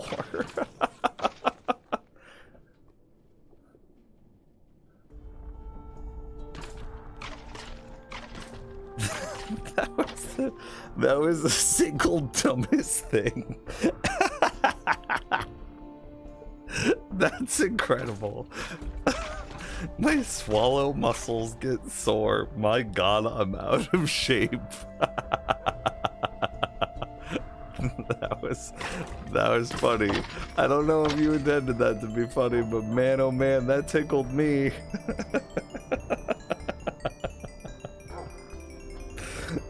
You guys ever get tired of drinking? I'm sorry, Uskal. You opened up and shared something personal, and I just can't stop laughing. You get tired of drinking. I'm sorry. That's so dumb. I'm sorry. Oh god. Oh, you might want to get that checked out though. I don't know. Oh. Oh.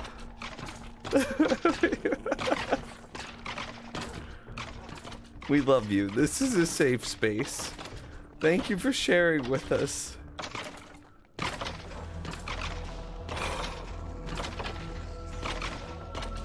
Maybe you should drink more water and like strengthen those muscles.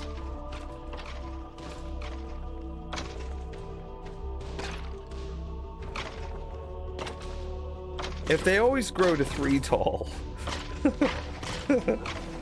if they always grow to 3 tall, then like this design will never break. Remember that one time I had to down 2 liters of laxatives in an hour? Oh yeah, I was part of it wasn't candy. It was a person that I was seeing before, like way long time ago, before candy. They had to get a colonoscopy because they had some issues. It's their issues. I'm not going to go deep into it. They had to get a colonoscopy, and so they had to do like crazy amounts of laxatives and whatever. And like that was rough. Where they're just like, I can't stop. What's that like Chris Traeger thing from Parks and Rec? Can't stop pooping.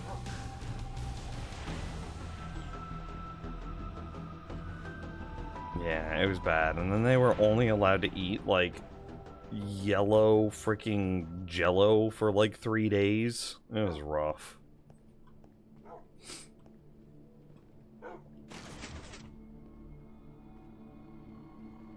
And yeah, it was like 3 different types of laxatives and then in 48 hours. And yeah.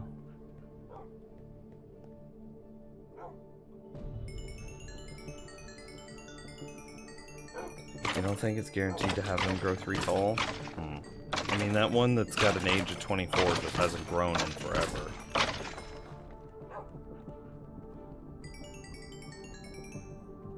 If experienced orbs touch a cactus, do they die?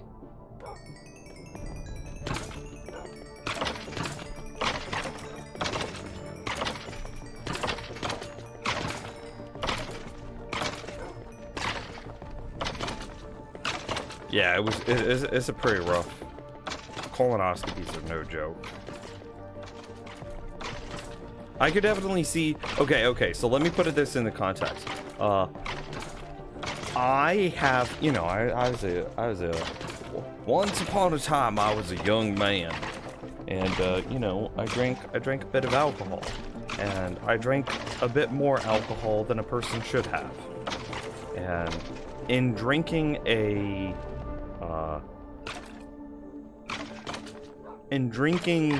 that much alcohol, I made myself sick. And then the next time I went to drink that alcohol, I could not tolerate even a little bit of a sip of it because it just reminded my body of that time I almost died. And my body was just like, nope, this is poison, and vomit this up immediately. So I had a sip of it and I was immediately nauseous. I imagine that is comparable to what Uskal is describing, in that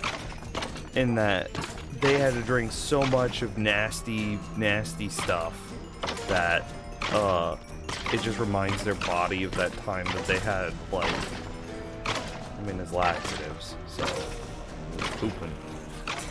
You got a lot of pooping. And so your body's just like, nope, we're not doing that again, and then your body kind of rejects it. Because anytime I even think about that specific alcohol, UV blue, anytime I think of UV blue, I'm just like, oh, nope, my stomach's queasy. My body's just like, nope, don't do it again. Don't do it again, you idiot. That was bad experience. Don't do it. And I get that way.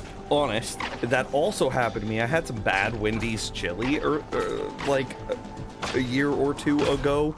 And this is why I immediately said Chipotle earlier, James. Anyway, I had some bad Wendy's chili, and I got the poops, as you do when you eat bad Wendy's chili. And I really like the Wendy's chili, and it made me sad. And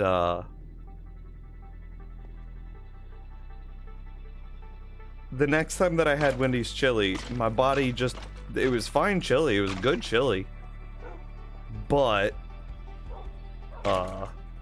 my body was like, nope, you ate this thing and you almost died last time you ate it, spit it up. And I'm like, no, I don't want to, that was a fluke. And it took a while for me and my body to be like, okay, that was a fluke. This is actually tasty. You can eat this again without feeling sick.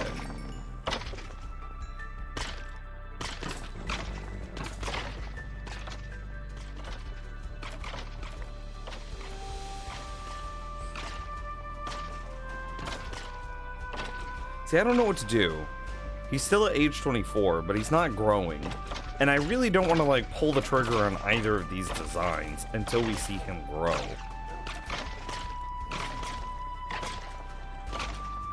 Even good chili make you poop?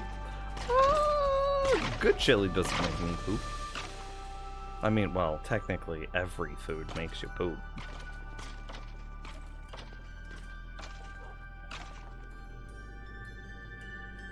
You've gotten food poisoning on 2 different occasions from Panda Express? Yo, we had Panda Express literally 2 nights ago. But we didn't get food poisoning. You know what I got? Delicious tummy. I got orange chicken and some crab rangoon on fried rice. Ooh, buddy, it was good.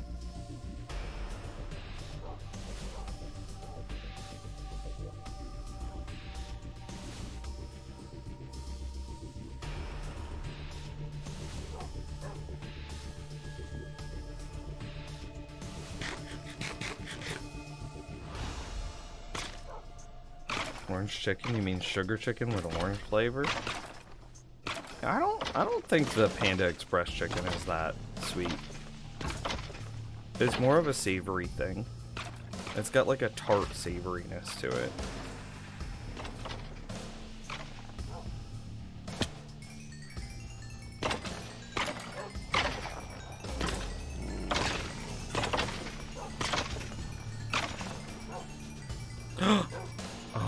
Its neighbor grew. I thought it grew. I was gonna be so excited. Well, I mean, I guess in the meantime we can look at other types of farms.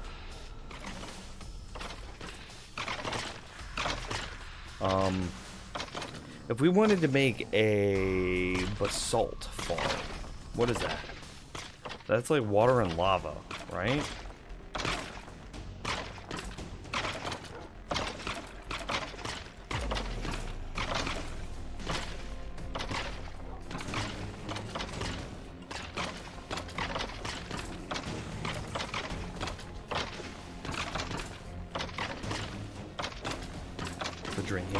Was the worst part of pre-colonoscopy. Like, it tasted so bad you had to drink so much of it. I think it's funny when you hear like all of those like Instagram influencers talking about you have 7 pounds of toxic sludge in your gut, and it's just like, yeah, that's poop. Oh, yeah. What did you think? And so then whenever they're like, drink this tea and we'll help you get rid of those 7 pounds of toxic sludge. And it's like, your tea is a laxative. It's just gonna make me poop. Like, I don't know. Like when like all these like these mega pretty girls are like, oh yes, this tea helped me lose 7 pounds. And it's like, you want to know how she lost 7 pounds, chat? That mega pretty girl was just pooping her brains out. That's all it was. She was glued to a toilet, shitting her guts out for like 3 hours. She did probably lose like a bunch of weight for it. But the next time you see one of the ads, those ads, I want you to imagine whoever's trying to sell you that weight loss tea, just imagine them like gripping onto the side. They've got one hand on the sink to their left and one hand on the toilet or the tub to their right, and they're just holding on for dear life because they can't stop pooping. And I just want you to imagine their face all red and strained, a little vein in their forehead just bulging out a little bit as they're just like hanging on. Their feet are lifted off the ground due to the force of their bowels being excreted. Just that, I can't stop pooping. So whoever tries to sell you that weight loss tea next, just imagine them in that position for me, please. I have it on good authority that girls don't poop, actually. It's true. That's true. Girls don't poop. Scientific fact. If you go to the wiki page for just girls, the #1 entry is they don't poop.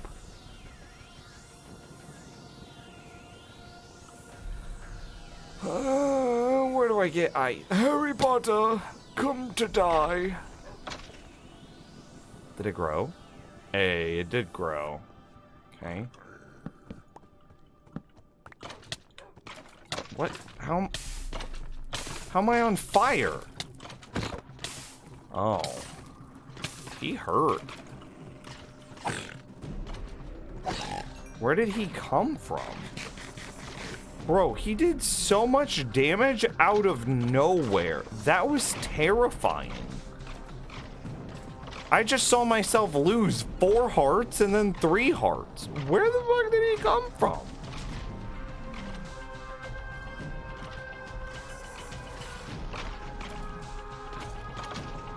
Oh, I bet he spawned like on my scaffolding. Because this is like, a mob could spawn here. I bet that's where he spawned. And I like spun and I turned around and I didn't see him. And I was just like, I thought my game was glitched.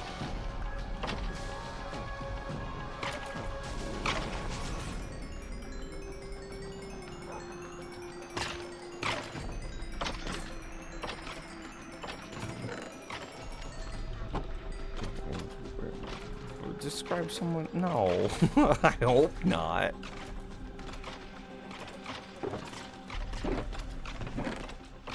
Whatever. So I need to get ice and things.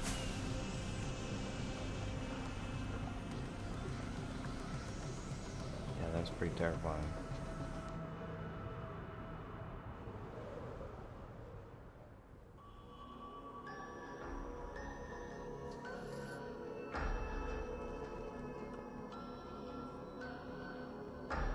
It was like you burnt from stepping on the torch. That's what I thought. I was thinking that there was like an out of sight blaze, but then like my brain's like, no, it can't be a blaze.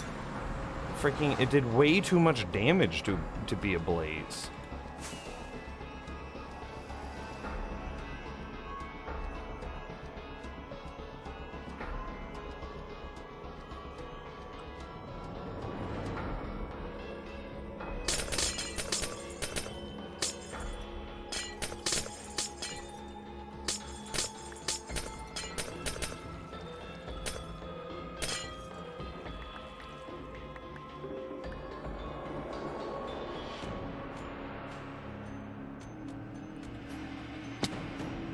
Oh, this is my to-do list up here.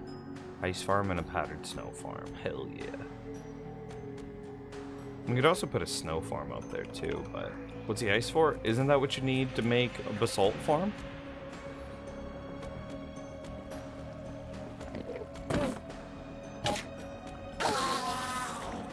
I'm pretty sure it is.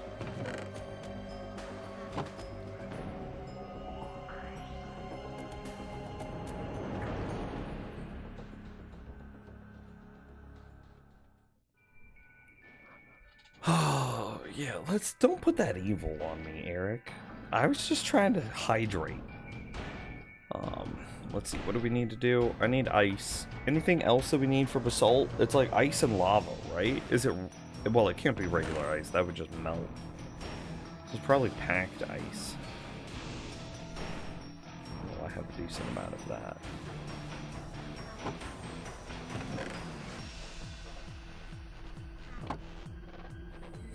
True. Oh, I have so much packed ice. I don't need that much. Is it blue ice or packed ice?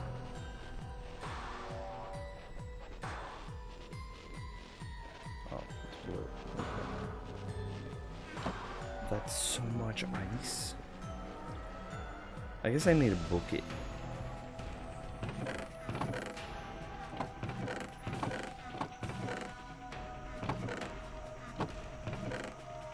Bucket? Okay.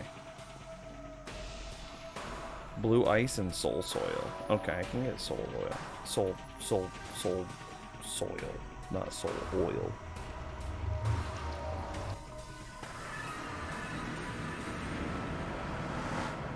Hey, what up, E. Jones?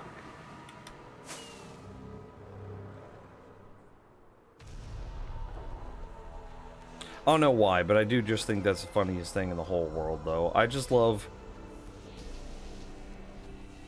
you know, with the way our, like, internet... Oh, this is soul sand, not soul soil.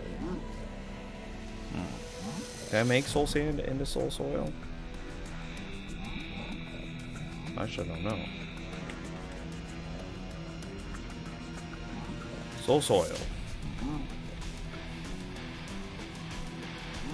No.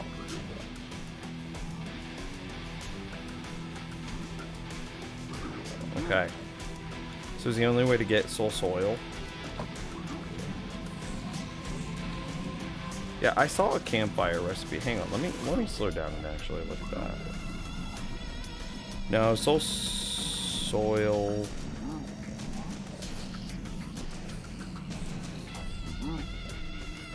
Yo, it's actually the goofiest thing of how to make this.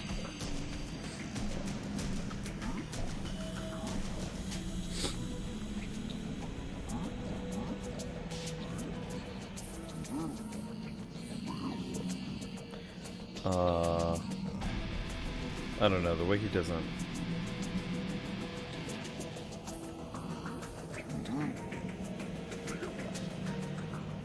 The wiki doesn't show any, like, conversions like that. It shows how you make soul soil into a soul campfire and soul soil into soul torches, but nothing like... I mean, that's true. I just don't want to go, like... I know what I'll do.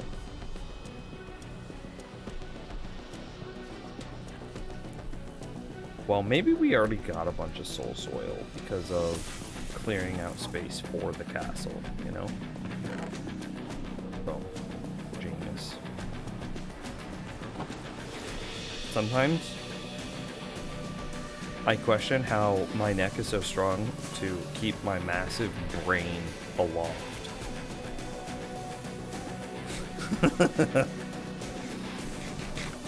James, I take offense to that. Because that was so accurate to what I felt. I was like, you want me to go mining? Gross.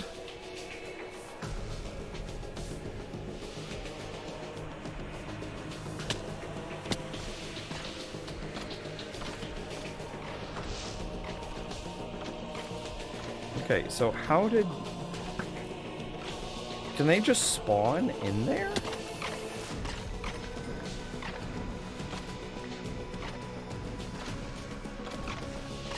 Like, can mobs spawn inside of twisting vines?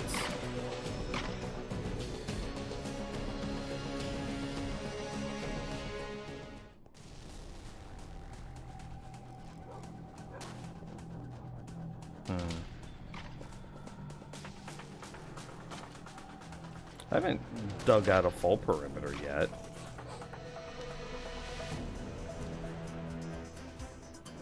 We're getting there though.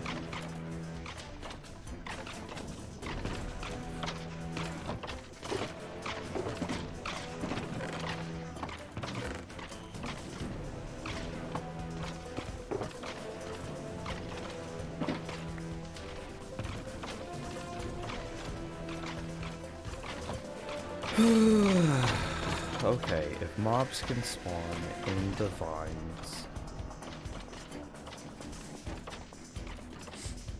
does that change what we do? Huge brain, only 2 folds? That's accurate, yeah! But they're deep. One of them's like Marianas Trench, and the other one's like the Grand Canyon. Might not be that big of an issue if it's enclosed, though. No, it's a pretty big issue, IMO, because if you have a mob that spawns inside the vines, then that mob's taking up mob cap. And considering that the whole reason that we're in this space is getting wither skeletons with high efficiency for, like, the experience and the skulls, then any mob that spawns in the vines, especially if we have to build this farm out to a scale in which to get a reasonable amount of bone meal, that's going to be quite a few mobs spawning in those vines.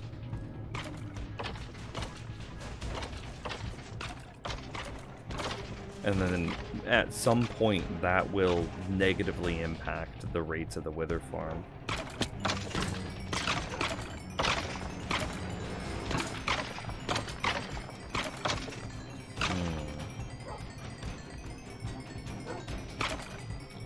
I'm just gonna double check it.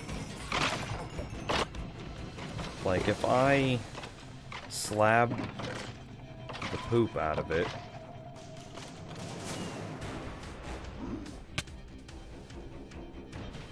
like, I'm not gonna do vine, or I'm not gonna do rail, I'm not gonna do...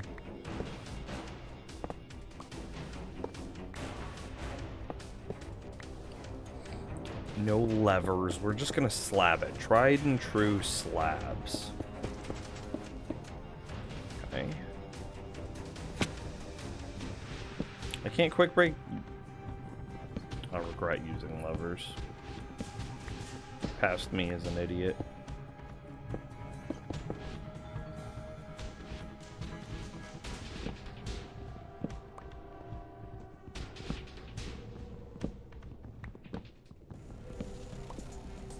Will the bomb stop spawning if the light level is high enough, like in the overworld? If so, just enclose it? No, zombie piglin can spawn at any light level.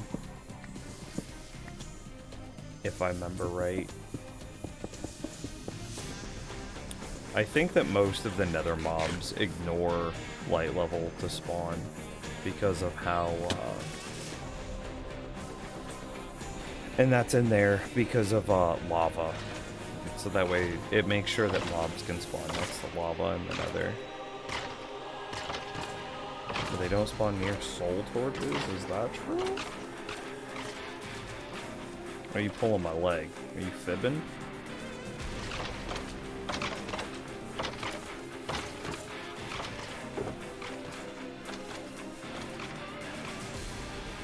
Don't be fibbing.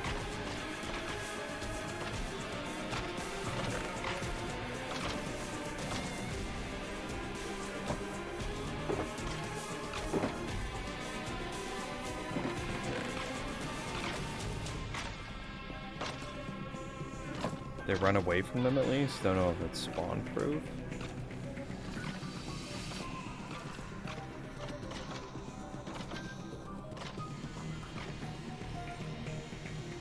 Is that true? They run away from soul torches?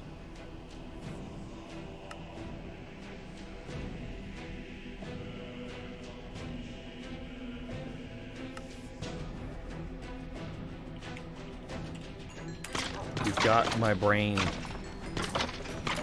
tingling.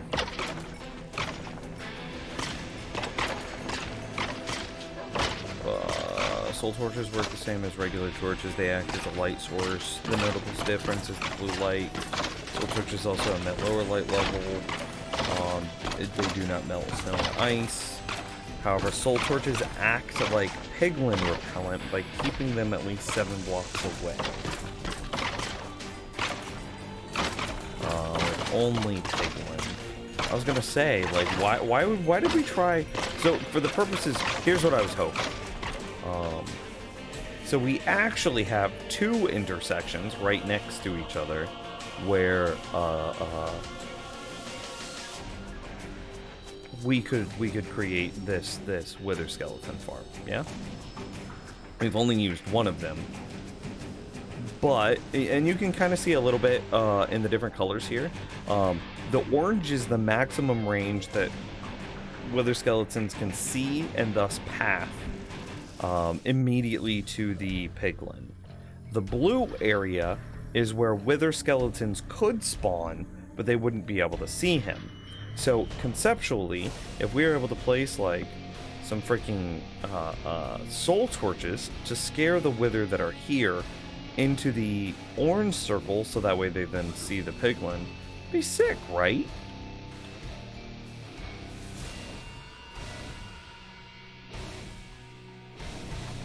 But it doesn't look like he's scared. And you can't see him either. Idiot. Let's see if he spawns here on the orange. He'll whip around and see the piglin, yeah. And go running. So conceptually, I could increase the rates of the farm a little bit by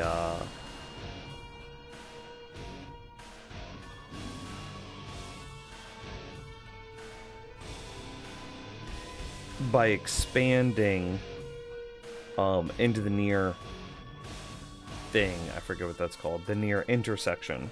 And then I'd be able to get this sphere where wither skeletons would be able to see him, and that should technically improve the rates a little bit. But if only piglin are scared of them, then like it'd be a big sad. Because I remember when we were first setting this up, we were interested in like putting a bunch of wolves here in the pink area, just a ton of wolves, to hopefully funnel all of the wither skeletons into this space. Look at those idiots. To hopefully funnel all the wither skeletons into this space, so that way they then see the piglin and then fall into our trap and die. But this was mega inconsistent.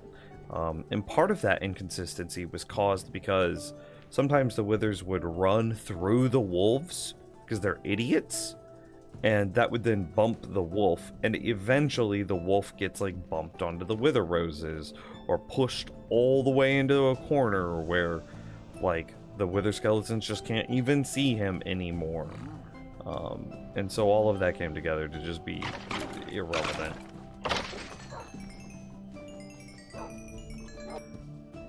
But if soul torches had worked, that would have been sick, and I would have been very hype.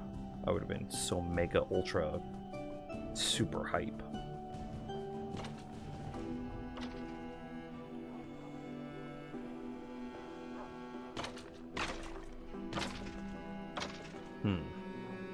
Yeah, see, there he spawned.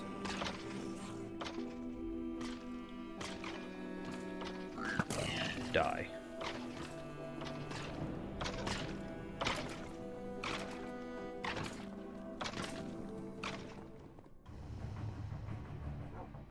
Bro, I'm so hungry. Have I eaten today? Oh, shoot, I don't think I've eaten today.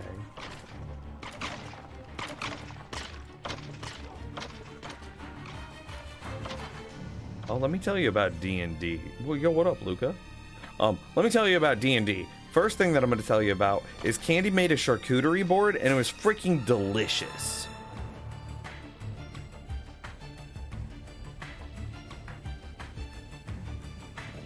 You just need lights there? I'm pretty sure piglin can spawn regardless of light levels. Pretty sure most nether mobs can spawn regardless of light levels. didn't mean to fall. It was great. We had, I don't know, there was this like wine cheese something. So good. Dang. But we finished that off real quick because it was real good. You know what I kind of feel like doing? I don't feel like using my brain anymore. I just want to go like cut some stuff up and beat some stuff up. That's what I want to do. Can we do that? I'm not trying to switch game mode. I'm trying to shut off hitboxes.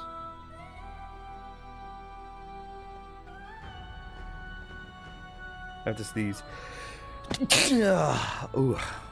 As I was flying too, I was kind of concerned that I was gonna miss the platform and then like fall into lava. Yeah, look at this. They've got to be spawning. Well, this is a problem. So first questions first. Can I put twisting vines on a block that mobs can't spawn on? Conceptually, could like twisting vines grow on glass?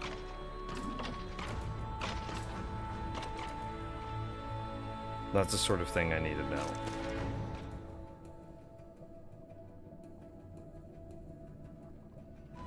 Well, we can place them on glass. Can they grow on it?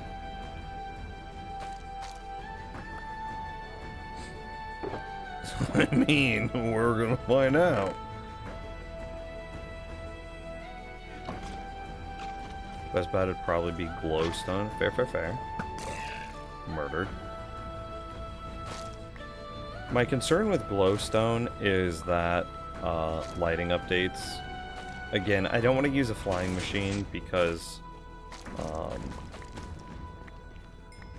don't want to use a flying machine because I don't want the lag, and I definitely don't want that lag to happen in the Nether as I'm flying around. Blah blah blah blah blah. Right. If I were to use glowstone, then when we... Would that cause a lighting update? IDK. We're gonna try we're gonna try glass first. Because why not?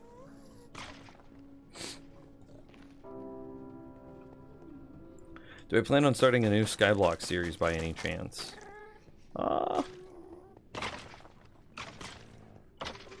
It's a good question. There's a part of me that would love to go back and finish our Skyblock series.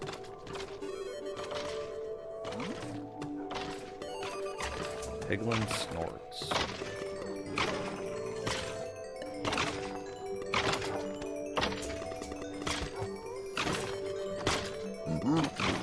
Oh, that's interesting.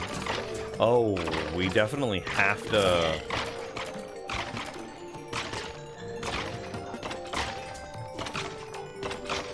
I can't get these experience because I'm gathering other experience. It's so strange.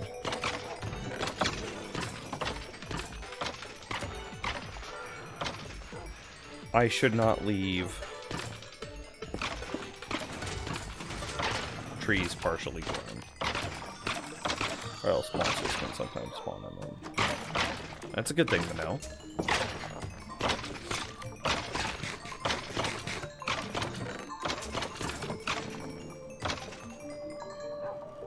Yeah, I remember when I found you and it was just started survival series. I watched that like it was a TV show. Missed the old days.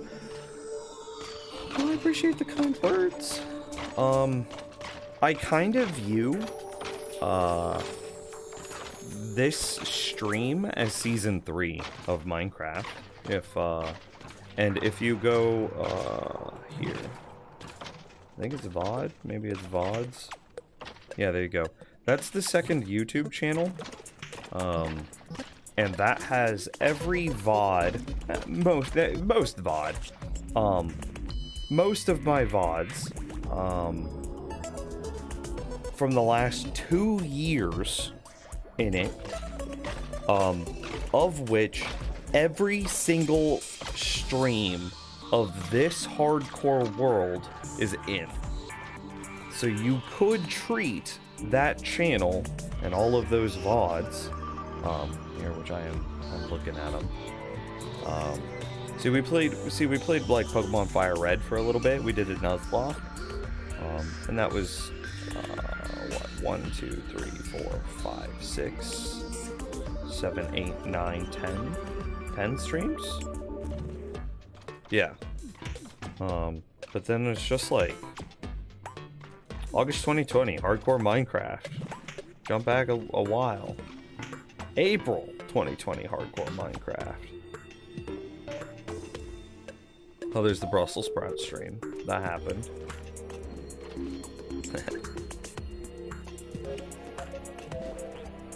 Oh, look at that. I definitely popped a totem right there. That's an excellent thumbnail.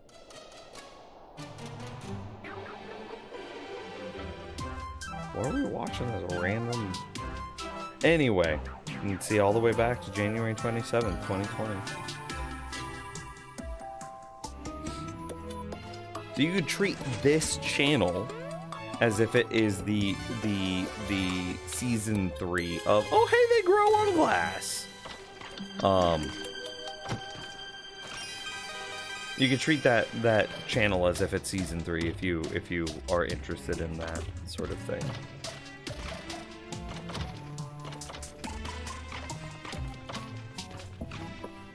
Yeah. Yeah. Well, if they grow on glass, then that's problem solved, right? I just want to go fight something. Can I go fight something? I just want to beat them up. I just want to murder some things. Oh, you know what? If we're gonna murder some things, we gotta bust out the army. Okay, hang on.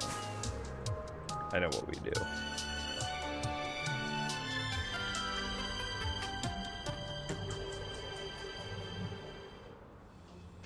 Ah, how simple and naive we were 8 years ago.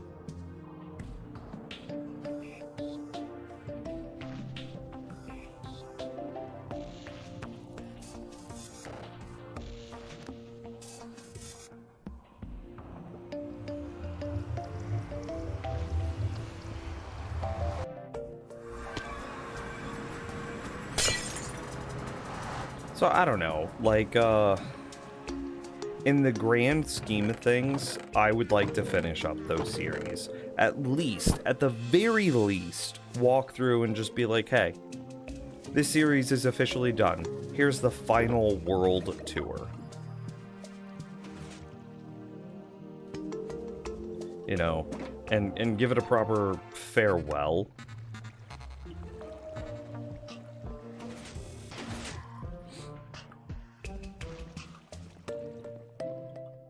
Some of those worlds are just going to be unplayable because of, just changes, right? You know, over time, farms break and stuff. Like, some of those worlds will just be so old that they will be actually unplayable.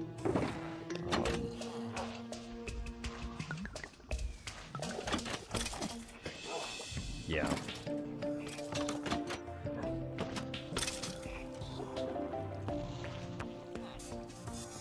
Perfect way to play the 1.18 World Gen relaunch. Play Skyblock.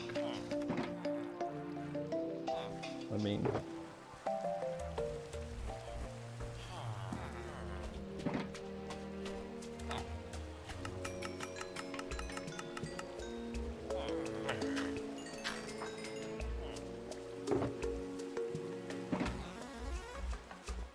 that's not a terrible idea, right?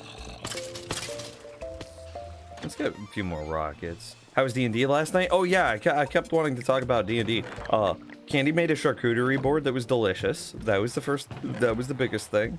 The second thing is, so D&D last week, so 8 days ago, was, an absolute atrocious, if I could talk, shit show. We were like trapped in a small room, and one of our party members decided that no, it's not broken. And one of our party members decided that he wanted to escape out of a little secret tunnel door thing. Hang on, I should take advantage of this weather hiccup. Which left, we have a cleric, a bardlock. I'm the bardlock. I'm a multi-class bardlock. We have a cleric, a bardlock, a abjuration wizard, I think is what he is, and a ranger. That's our party. So looking at this, a bard, and I'm mostly a bard. A bard, a wizard, and a ranger, and a cleric. One of those classes is tanky, the other three are not. The wizard, just like that warlock level for a 1d10 cantrip. Pretty much. A 1d10 cantrip, invocations, yeah. 2 levels of warlock gets you a 1d10 plus charisma cantrip, and that is sick. It also gives you 2 spell slots, 2 first level spell slots that come back on a short rest, and that is also sick. And I am a, what do you call it? Celestial Warlock, which means that I also get 3d6 of bonus action healing dice. So like, I am so good at just, oh, you passed out? Here's a bonus action to make you stand back up again. Oh no, I need to actually stay up there for a little longer.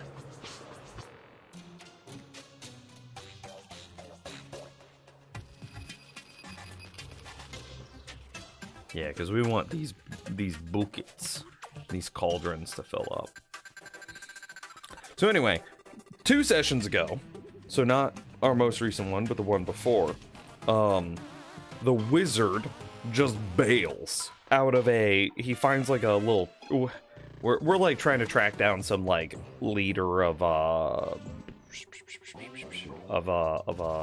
organization. We found her. She's not very strong.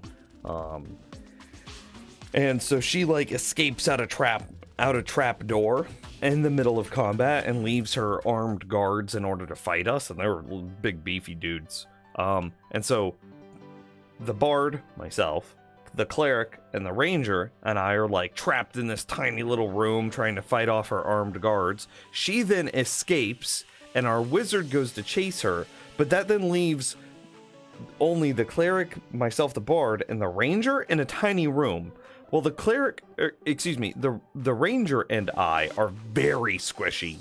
I think I have like an AC of 17 at level 12. So we're like a pretty high level, and I only have an AC of 12. It was rough. So like, I just got obliterated. Just these big beefy dudes just ran up on me and just smacked me down, and I passed out. And then like, the cleric is like, it's all right, guys, I got this. He's their tanky dude. He's got plate armor. He has a shield. He has an AC of like 21 or something like that. He's beefy, right? Well, he gets crit, and instantly dropped. The crit does like 50 odd damage to him in a single hit, and he just passes out. So now it's the ranger, which is Candy, trying to defend our 2 bleeding corpses. Yeah, got him. Professional. As the wizard is crawling through like, what'd you call those? Like vents? What are those vent things that like ducts? So yeah, so the wizard just kind of noped off and left us all to die, and it was kind of like, dude, what are you doing? So that session was kind of rough. We burned. Ultimately, Candy saved us. You know, she shot the guards in the face and killed them, and then she comes over, and because she's a ranger, you know, she has like 3 spell slots, and she has healing touch as one of them, so she picks up the cleric, and then the cleric picks up me, and then we're fine, right? Then we just like frantically go through our bags, and we start chugging health potions and casting all of our healing spells and what have you. And This session, we caught up with the wizard who just bailed. So we catch up with the wizard, and now the four of us are reunited. The wizard is basically at 100% because he took like next to no damage and he cast next to no spells. So he's still got all of his spell slots and he's mostly full health. So we catch up to him, and we then track down the leader of the organization a second time, and this time she's like mega prepared. So it's a big old battle.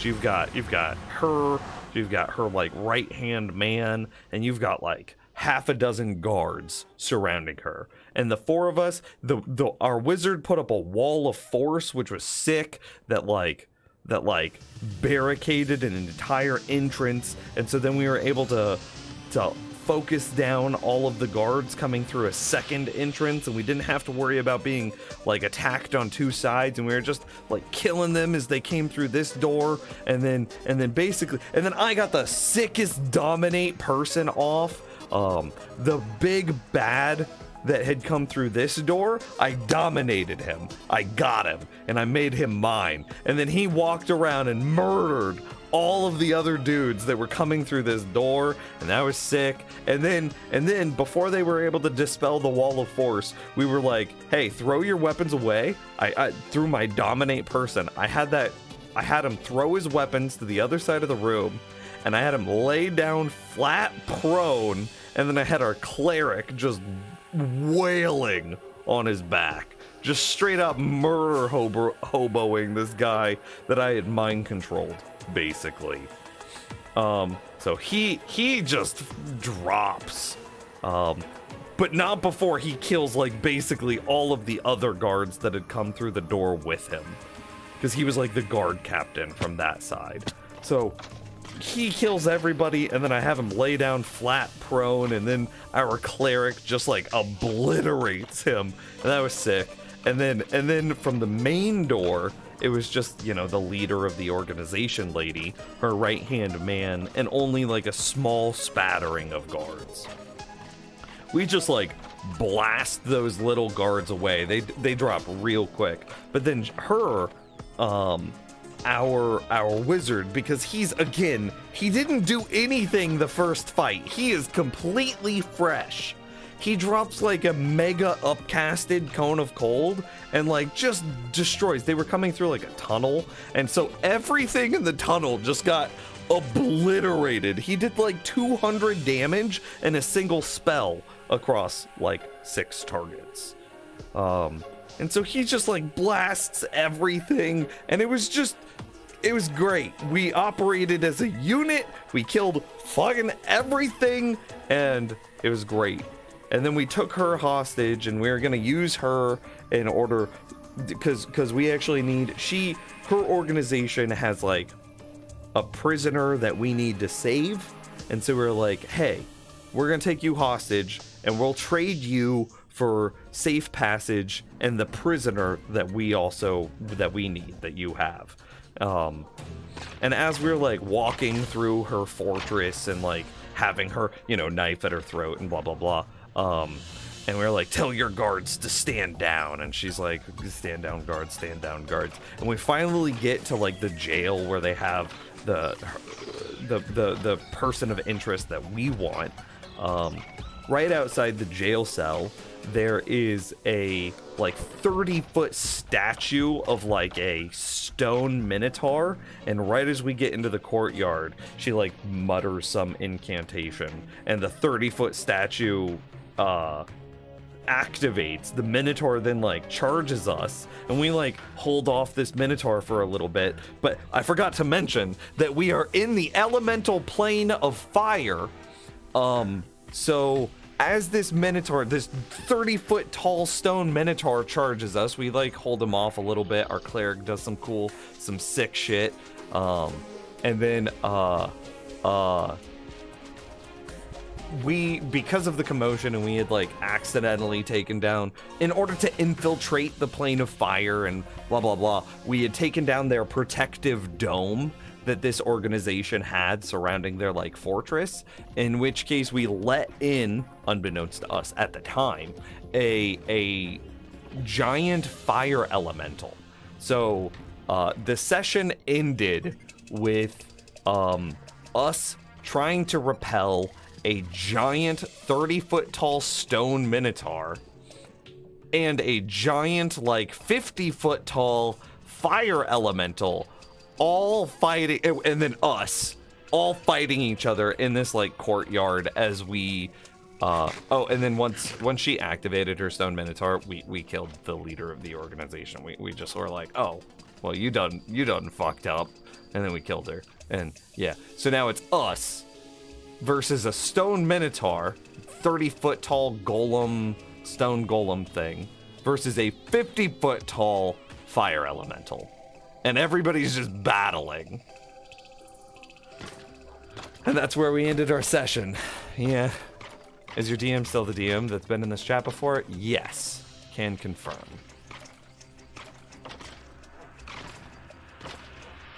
Yeah, so that's where we ended, and we got through the combats, we got a bunch of information from her, because you know we had the leader of that organization. Her name was Emma Jean. We had Emma Jean as our prisoner for a bit, so we're like getting information out of her. I did the bard thing where like I was intimidating and persuasive, and yeah, I did the bard thing. I have a very high charisma.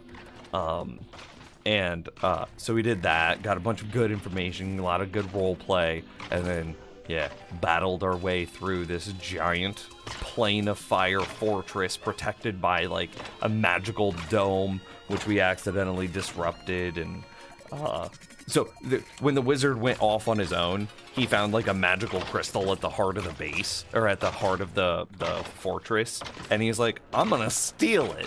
As you do, it's D&D.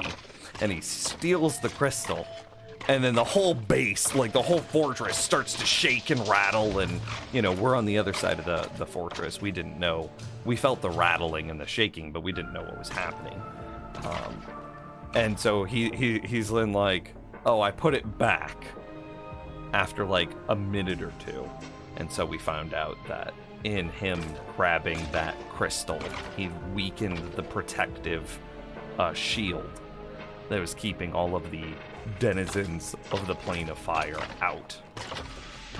So, yeah, we have to fight a giant fire elemental and a giant stone golem minotaur, and also rescue our prisoner, or rescue our person of interest,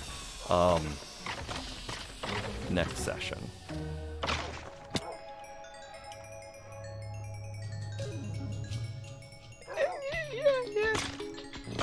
I mean, we're level 12. It's D&D campaigns usually end like level 8. So by being level 12, we're a pretty high level campaign. So there's a lot of like big monsters and wild events that happen.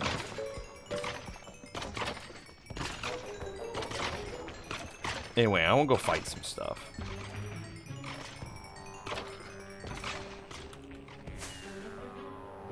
What we're trying to do, there's actually, it's kind of goofy. We're kind of doing a whole fire and ice thing right now. In our home world, the ruling powers of the elemental plane of ice have invaded our realm and are trying to turn, you know, the normal Earth into a second ice domain. Okay, so they're obviously the big bad evil guys. So we've kind of repelled them for a little bit. We've been fighting them here and there. We've been getting into skirmishes and trying to undo and shut down their portals into our realm. It's just not working. But we finally rallied some of the like most powerful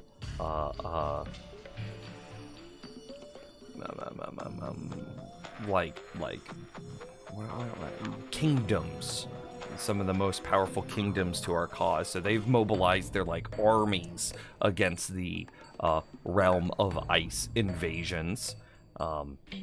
And so that frees us up. So we're trying to get into the realm of ice now. So we get into this like middle place called Sigil. Sigil, whatever the hell, is like a city of portals. Basically, every plane moves through. It basically has portals to every possible plane of existence.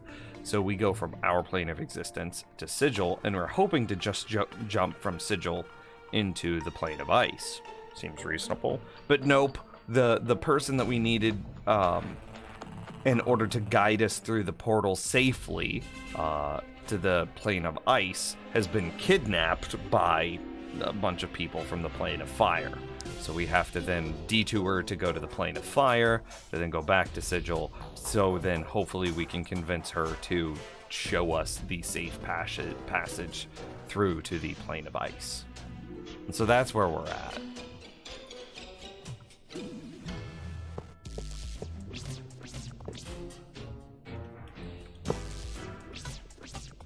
Go get him, buddy. I believe in you. Okay, I'm gonna send you reinforcements.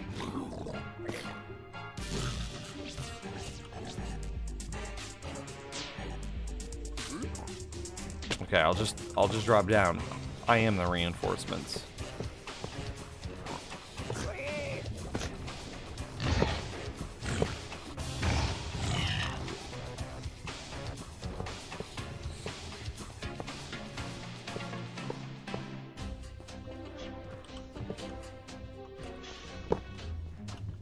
Okay. Hopefully that's good. For at least the short term. Oh yeah.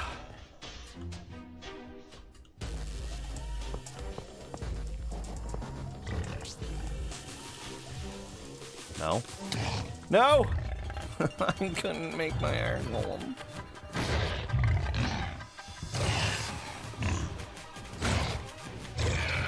Get murdered.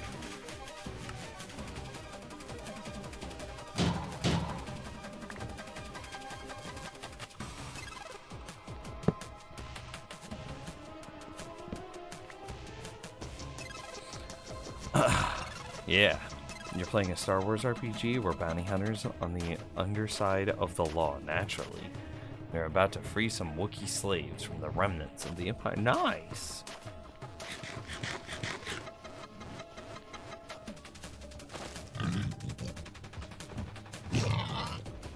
Yeah. My dad can beat up your dad. My dad's leaving me! Please, Dad, come back. Okay, I should probably, like, just clean up some paths for them to move around on.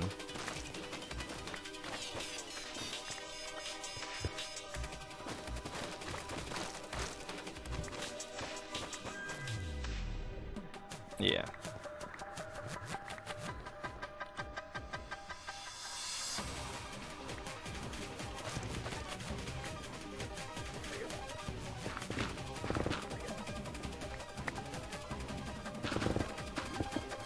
I don't know how far this direction I'm supposed to go. I have to imagine that it's quite a ways, though, right?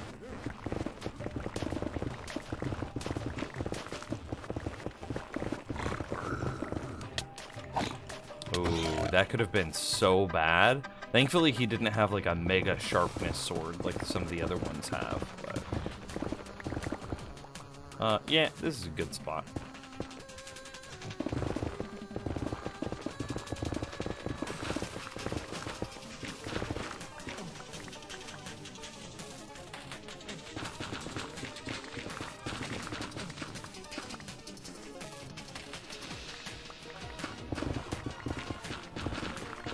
Wiggle with it. What am I trying to do? We're just clearing out some more space for better efficiency of the Wither Skeleton farm.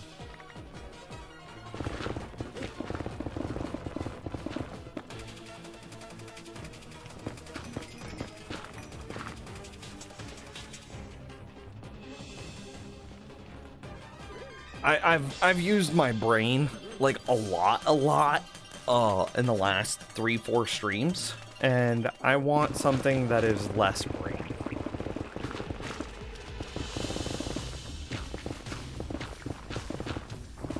deal.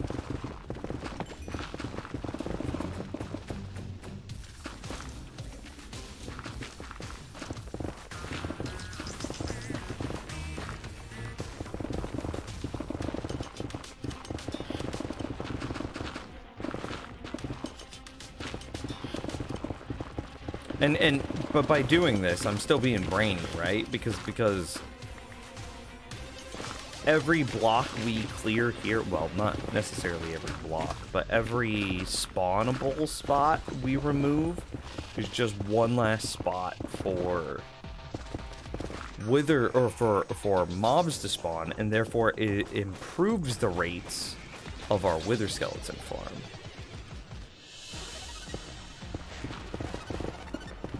Yeah.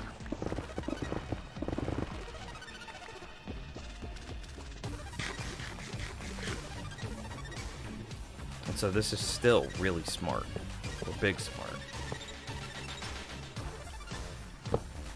Big smart.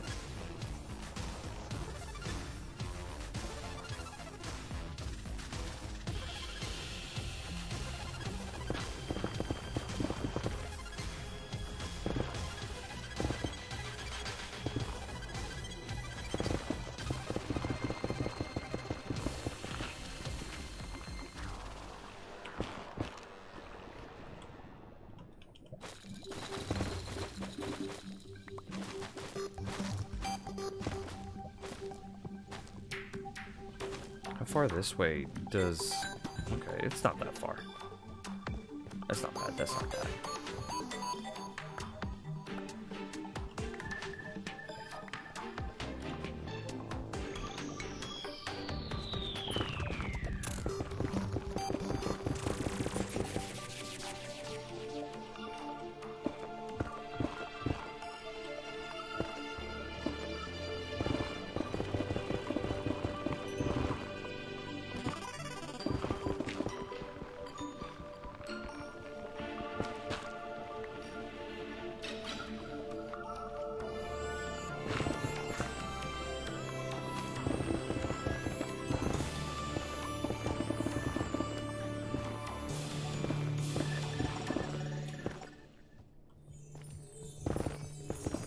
I know that there's an exponential curve for the number of blocks that we clear out. Each block becomes more valuable than the last for improving the rates of the wither skeleton farm. However, I don't know if it then eventually has a diminishing return. Like, what if at some point there is a diminishing return where once we hit a certain threshold of, like, monster spawn, blah, blah, blah, blah, blah, does it, like... I don't really have a spot to, like, draw this, but does it, like, go up exponentially? And then does it start to, like, curve off again? Where, like, it's nothing, nothing, nothing, and then it, like, skyrockets up, and then it starts to slow down again? It might.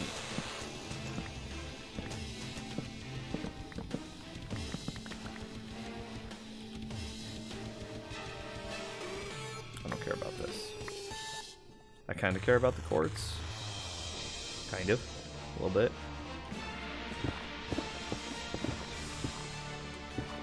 What's that kind of curve called? Is that like an S-curve? Wheel! Okay. There's a hole there.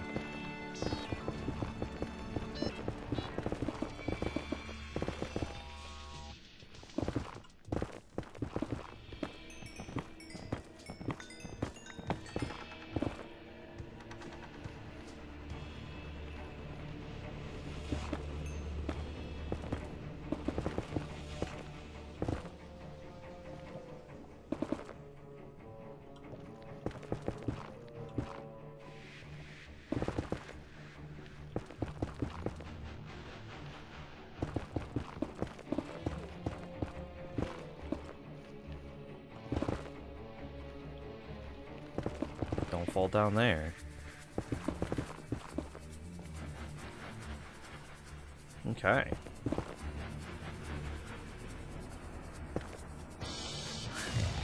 I wanted to fall, but I wanted to take that last block out first.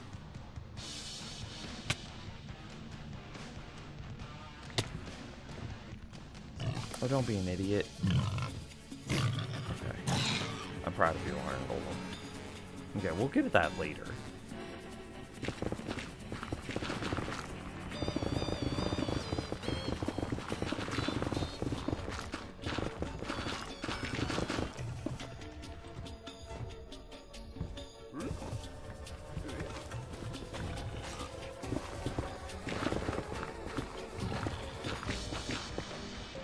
I forget, but any good mathematician will understand what you mean when you say what you mean with an exponential S curve.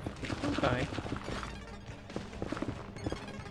They'll figure it out. They can understand idiotese. Idiot-inese? Is there like a quick expression to describe me speaking dumb language?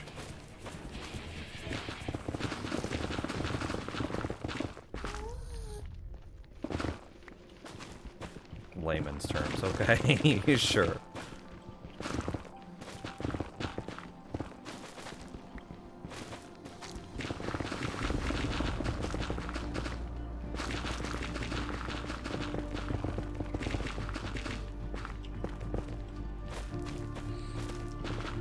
But yeah, our D&D campaign is going pretty well. We have a very good DM. It's kind of funny. Our DM went to school for I think it's called Geographic Information Sciences is what his actual degree is in.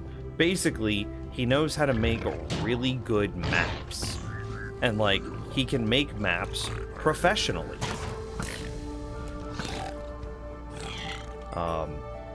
And like, get paid by organizations to make professional maps.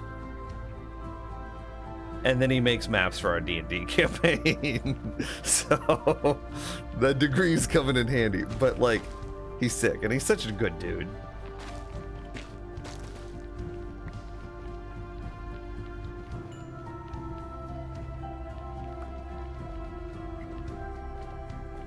Okay, I need to take out some of those.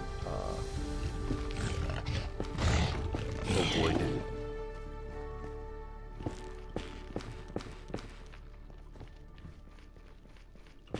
Story's pretty cool. It's got that like grand story feeling, you know. And I like that our campaign is hit level 12. Because a lot of times like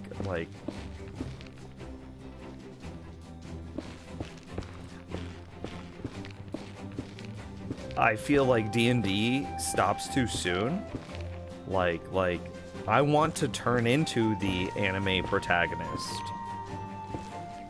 I want to get the superpowers and punch gods in the face. That sounds fun to do.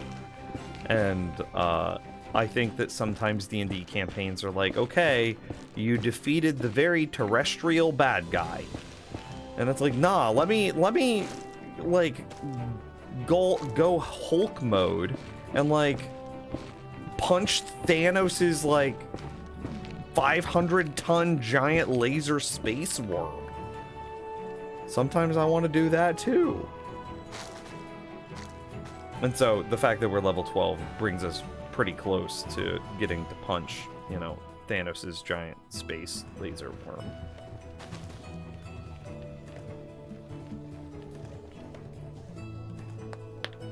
You want to have the drill that pierces the universe? What?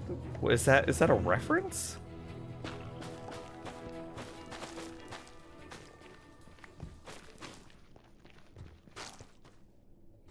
If that's a reference, I don't know it. Throwing galaxies around like ninja stars. Do you want to be the big bad evil guy? I mean, I don't want to be the big bad evil guy, not in this campaign, but like conceptually, yeah. I want to be so gosh darn dang darn strong that if I wanted to, I could be the big bad evil guy.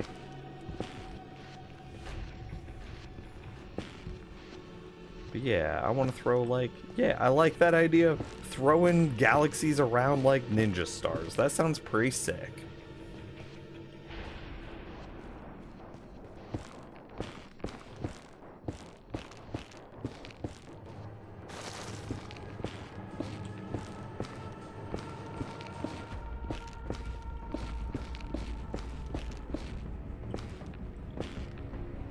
I don't even know how to say that word. Gurren Lagann reference. Scale's way big near the end. Pretty good too. Okay, is that an anime?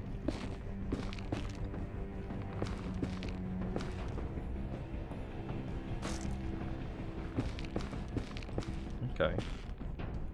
Sounds like Nims would like Gurren Lagann. I mean, my favorite type of anime, I enjoy Dragon Ball Z. That's like what introduced me to a lot of like fantasy-esque concepts. That, you know, it's a problem when you get that ever escalating power level. Like, it gets to be ridiculous towards the end, but like, as long as you have a real slow burn and you're gaining little bits of power, little bits of power, little bits of power, and then like, as soon as the big bad evil guy is in sight, then it should go like skyrocket. And that's what I kind of want. And so, like, I'm also working on writing up my campaign, that I would like to play, and I would like to DM, I am trying to figure out, like, how I would like to balance this and blah, blah, blah, blah, blah.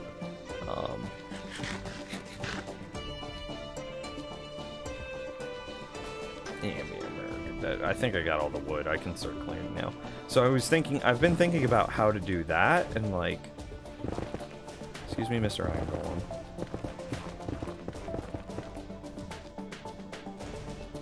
Yeah, I was thinking about how to do that, and you know, I think I'm gonna have a pretty big story. And with that big story, I don't think that, like, some level, like, 7 party is going to be able to defeat my big bad evil guy. The scale in which I want this to be happening at, is going to be way bigger than what, like, some level 7 or 8s would be able to handle. But I also recognize that, you know, 5e and the way that it's currently balanced, it can quickly become like, oh my gosh, my character has so many choices and so many spells and so many everythings that, like, I will just wish the big bad evil guy out of existence, right? And that doesn't really work for the purposes of a story either.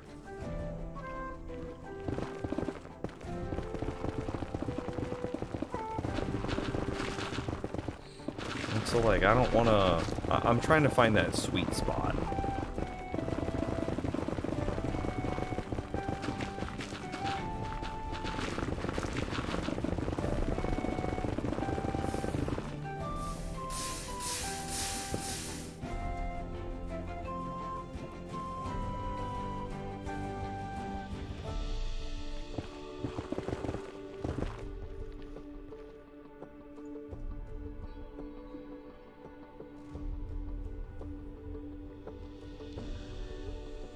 I do think you would like Gurren Lagann a good bit, probably. Okay.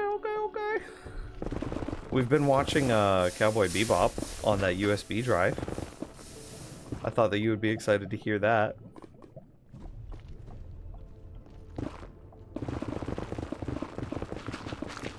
But it's just, it's funny. It's just not like, and it's interesting. It's just not like captivating me.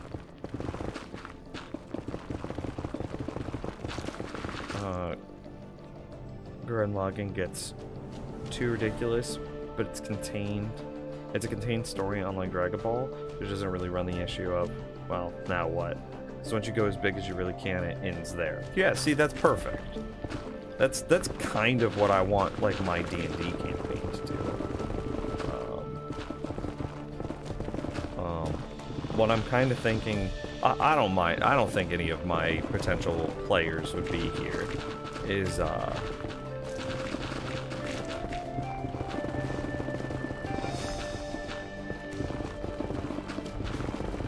I'm trying to I've never had to summarize what I've been working on before, so I'm trying to summarize what my campaign will be in my head.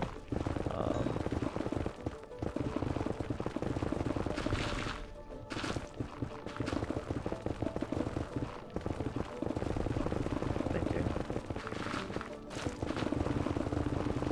Okay, I think I could give you the very high level. I can tell you at least the end of it. A relatively unknown god, and this would be like a homebrew god. So it would be normal D&D mythos in that, like, oh, all of the gods that you would normally have, blah, blah, blah, are there, and the players are familiar with them, and the players' characters are familiar with them. Relatively unknown god is making a power play for like everything, right? What he'll do is he'll be like an agent of chaos. He like feeds off of negative energy, whatever, blah blah blah, kind of stereotypical, but sue me, whatever. And so for the past, I don't know, we'll call it 1,000 years, he has been across multiple planes of existence, spreading like all of these different plot hooks, effectively. All of these different like strange happenings. So like one of the things that I really want is I want so the player's call to action is actually just going to be that god, and unbeknownst to the players are going to be working for that god as like agents of chaos, and the more chaos that the players accidentally sow, the more powerful the god gets. And so it's kind of like and I plan on revealing that like halfway through the campaign, in that like, oh hey, all of your murder hobo tendencies have been just making the big bad guy even stronger. I want like there will be multiple people who have had like similar happenings with said god. I don't have a name for him yet. Them. It's not even it's not a he, it's not a she, it's just a concept. The god is amorphous. It is, yeah, whatever. He's gonna monkey's paw a lot of people, and so like, I don't know, one of the main kings of the main kingdom will have wished for like eternal life and eternal power. So what the monkey's paw is going to happen there is that dude is going to, his clones effectively are going to take over the kingdom, and you know, it'll be treated as kind of like this almost Christian like trinity. You have 3 clones alive at a time.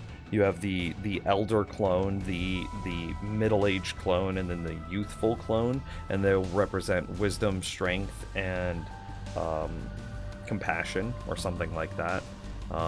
And over time, these clones will descend into madness, and the original king who like made the wish and got monkey's paw and blah blah blah by this like nameless chaotic energy will have to watch as like everything that he knew and loved is going to be, over the course of like 1,000 years, because he did get his immortality, is going to have to watch that all just turn to ash as like these clones of himself, being these like god kings, will descend the, you know, realm into madness. And like, I'm gonna have that's a relatively big plot hook, but I'm gonna have a bunch of plot hooks like that. And I also would like, the players are going to have like skill challenges effectively through dreams, where if they complete the skill challenge, then I'm gonna straight up give them like a feat or something, or like a half feat.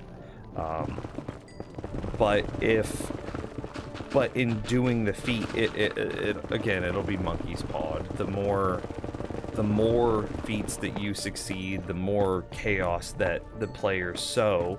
The players, in their thirst for power and wanting to be the most powerful player that they can be, are just going to disproportionately make the big bad evil guy even more powerful. And I want that to be like slow revealed. Yeah. And so the ultimate thing is at the very end of the game, you'll have the big bad evil guy, this amorphous, chaotic energy god, who will probably just be represented by just a cloud of black smoke and like lightning energy sort of thing.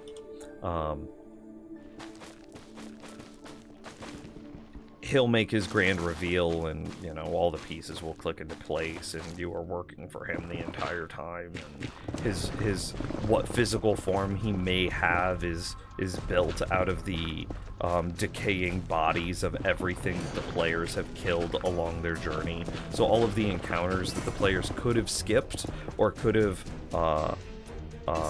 worked their way out of through like politics or talking or whatever. Nope. His body will be made of, you know,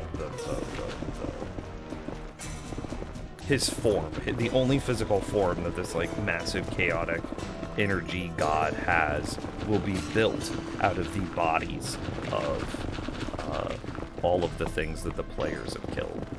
So like, I don't know, that's kind of the rough draft of it, and there's no way that the players are going to take on like this like god thing, making a play for like all of existence,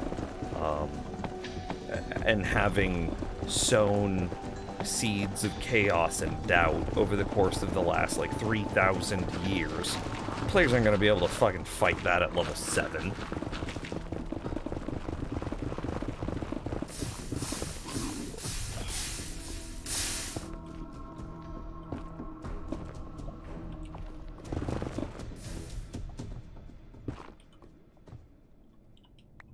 So I've got to try to figure out how to not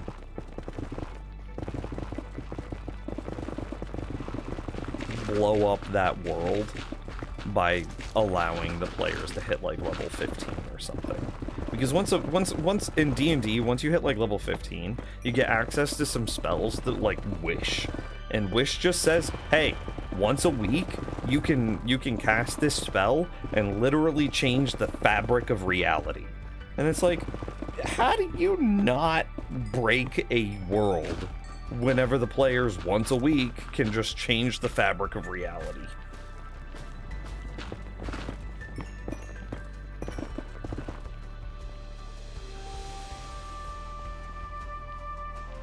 And they get that at like level 13 or 14 or something. It's relatively early. And so if you get to the point where you can change the fabric of reality, but you still need to power up more to be able to fight a god, how do you fight a god without also breaking reality? I don't know. I gotta figure that out. I'll get there.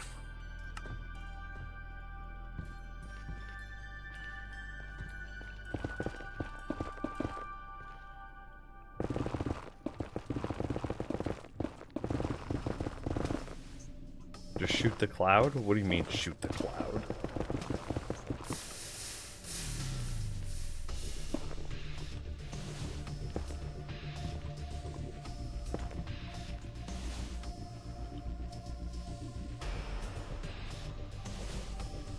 Oh, the big cloud smoke thing, yeah.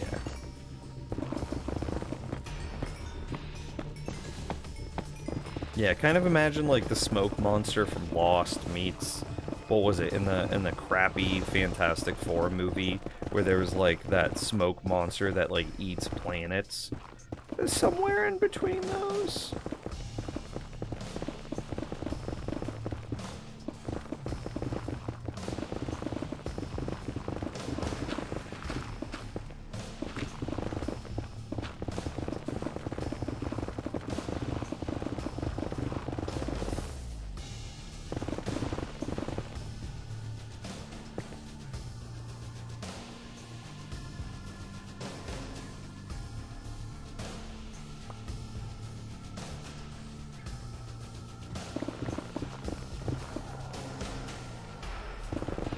If that makes sense.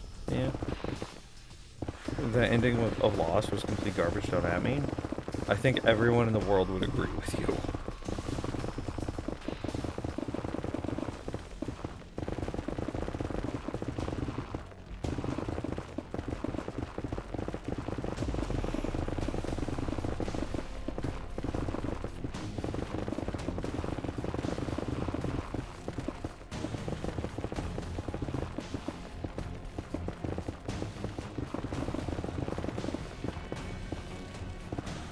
So is the ending of How I Met Your Mother, so is the ending of Game of Thrones. Yeah.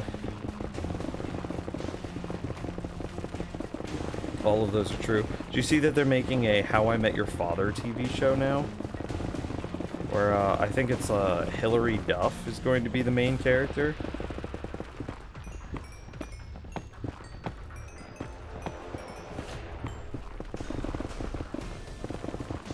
Yeah, I'm pretty sure I saw that.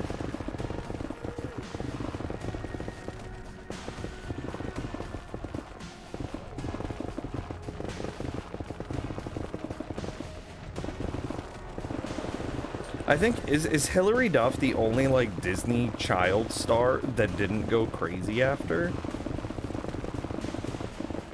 No, there's gotta be lots. I think Lost really didn't end nearly as bad as people would like you to believe.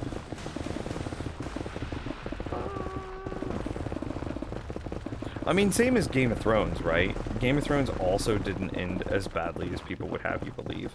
I think that they just didn't... I think that the problem with both of those shows and both of their endings is that, they didn't do enough to set the correct expectation. If there were bits and pieces of that story hinted along the entire journey, yeah, okay, that's fine. We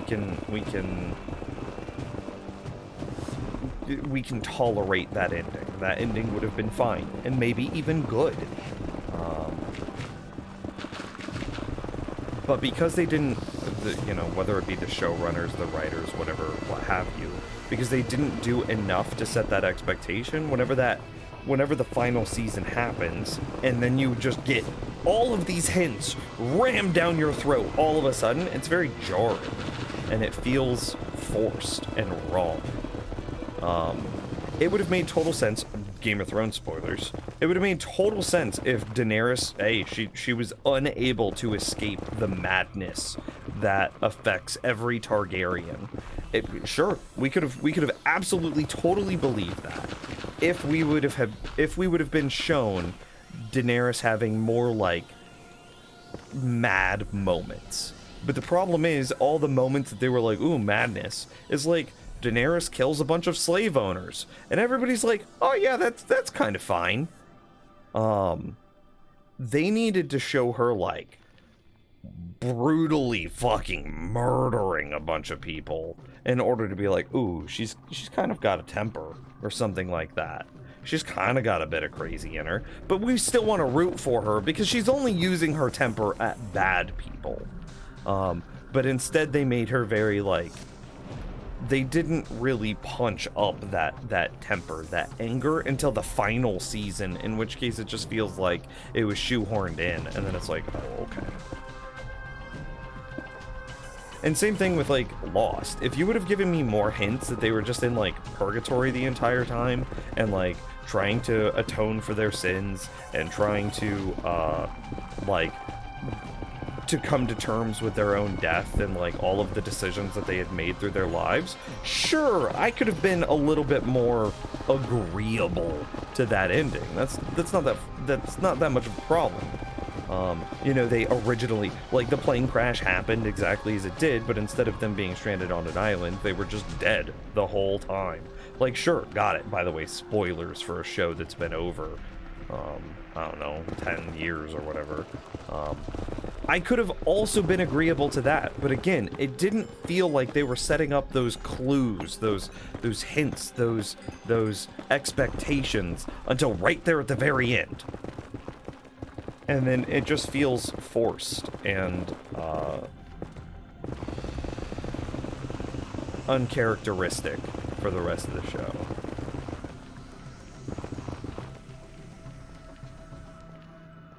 I'll amend my statement. I don't think Lost even ended badly. It was a perfect, but a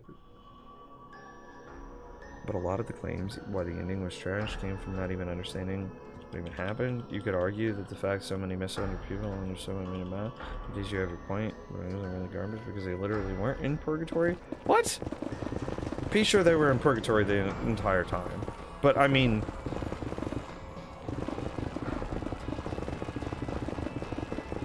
is that what, like, that season 6, they finally escape from the island and then they go back? Do they all die in that window? I don't remember it, honestly. This is so long ago.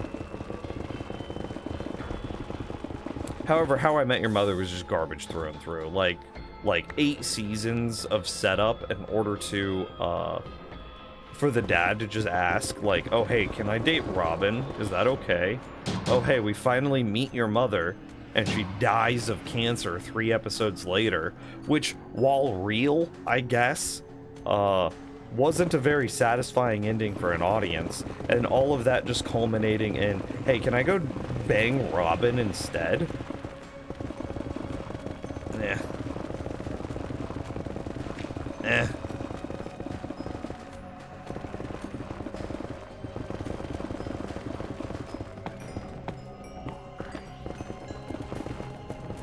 I'm expecting James to be typing a very long message here, and I'm very excited to receive it.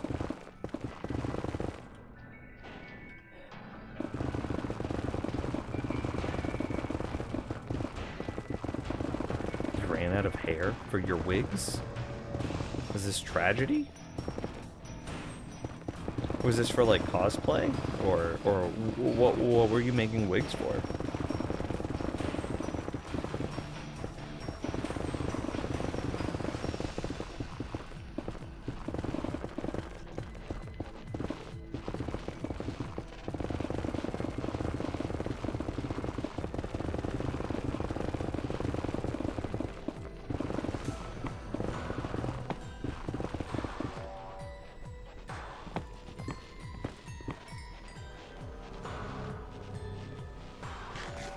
Doll wigs. Oh, okay. I see.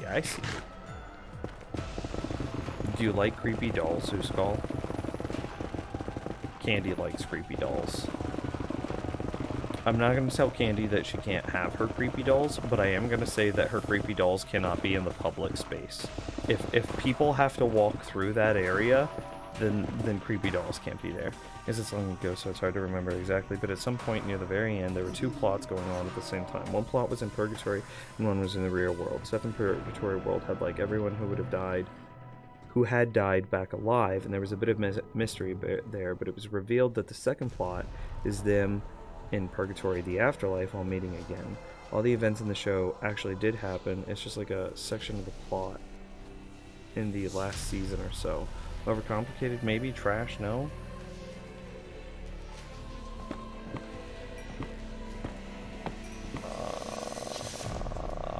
I mean, I still think that the original point holds true in that everything else felt shoehorned in with that explanation.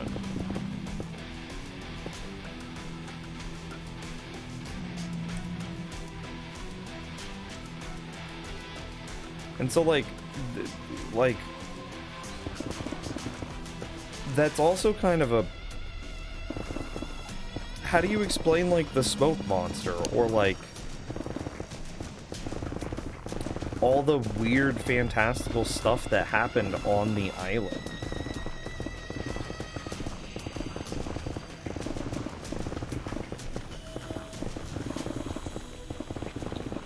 Just look over, and it's just hoglins being yeeted into the air.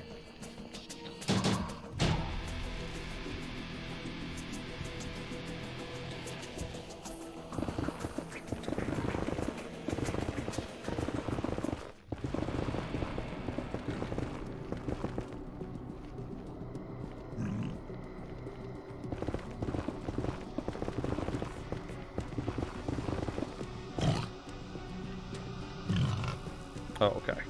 You can't get me. Maybe I feel like at this point it's too far removed. Fair, fair. Because like I don't remember the details well enough. This is a show I watched like 10 years ago. Like, because there were a lot of things that happened and explanations that came and went with new questions and.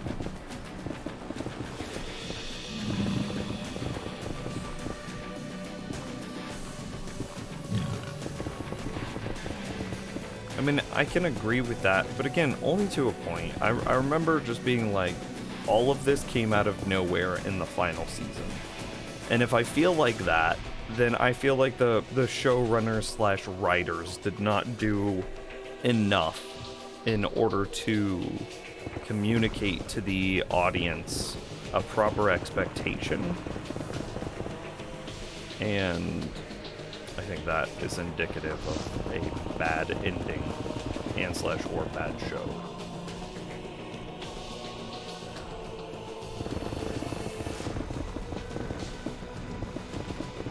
I think that comparing Lost to Game of Thrones is unfair to Lost. Too far removed to be able to compare for me, yeah.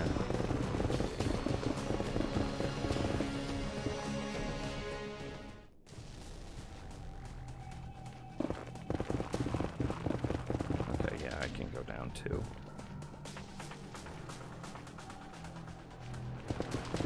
You explain it with the script writers wanting something different at the start than what they wanted at the very end. See, that makes sense. But like, that makes me feel poo-poo as a viewer and a fan.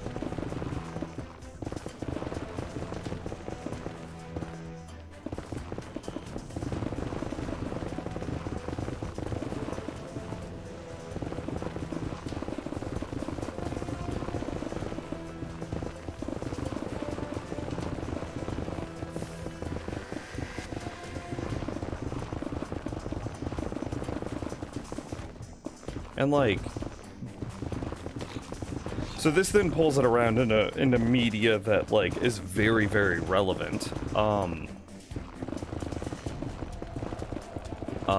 Dune just came out, and I have been getting into the Dune lore and reading the books and what have you. And it looks like Game of Thrones, not copied, but took a lot of inspiration from Dune. And with context of, I realized that Winds of Winter still isn't out.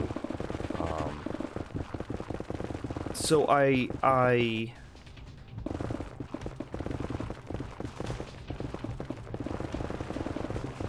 while I recognize that the next book in the Game of Thrones franchise is not out yet, you could still look to Dune to see what is likely that George R.R. Martin would have done. Plus, you could have probably just asked the man, because that dude is still alive.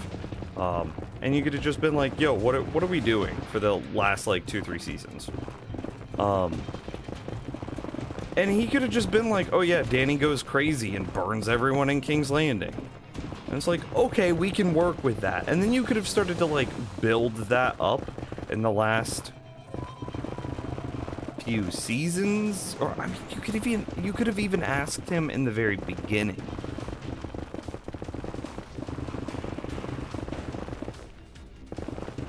And he would have just been like, oh yeah, you need to give her some crazy moments. Make her super lovable, but give her some crazy moments, so that way when she eventually goes crazy, like 6 years from now, it'll make sense.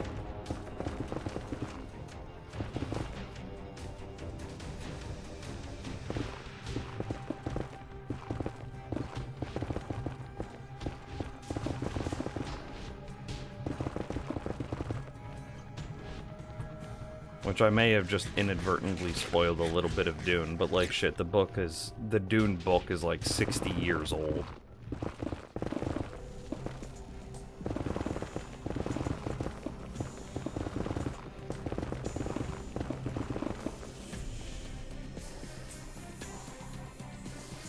I also binged Lost rather than watching it live, which may have had an effect on your experience. I mean, fair. I remember as I was watching Game of Thrones with Candy Rabbits, you know, she was behind she was like 6 seasons behind, so she came in right at season 7 and season 8 maybe. And that getting to the whole chatting on forums and being able to like sit down and just like talk to other people about what you thought was going to happen and sharing ideas and thoughts and theories and what have you was a huge part of that experience.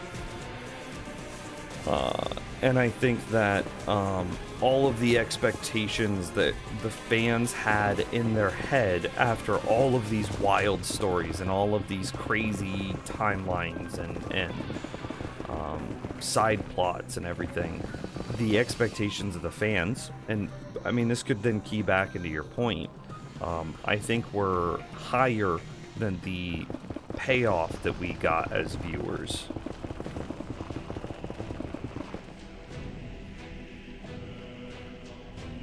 Dune and Dune Messiah are only 2 books in the series worth reading.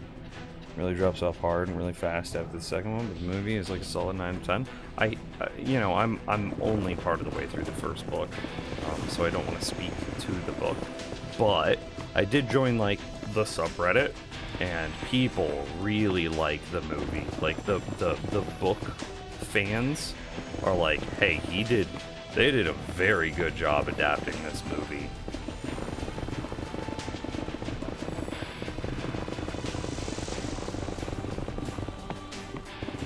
Adapting this book into a movie, whatever.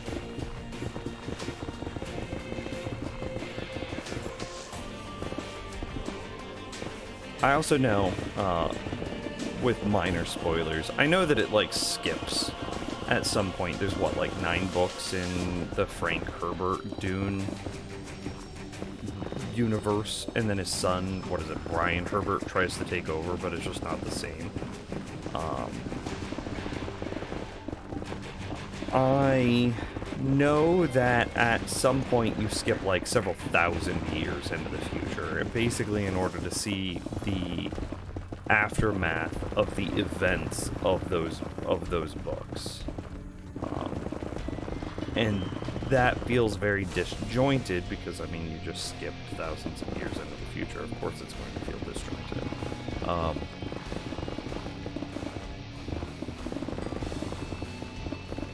But yeah. Cap Dapper, what up? Hello.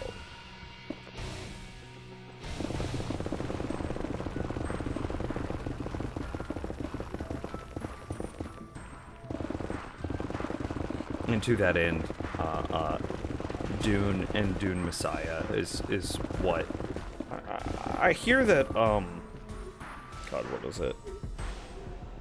God King of Dune? GKOD? Something like that. God something. I hear that one is also worth reading and also good. What am I making? I am clearing a perimeter for my Wither Skeleton farm.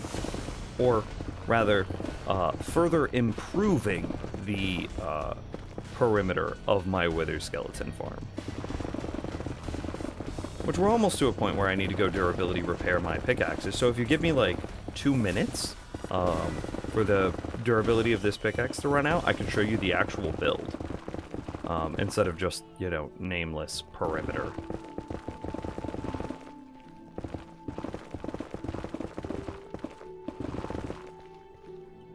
Yeah. So you can see here that if I come over to this edge, you can see that I have cleared quite a lot.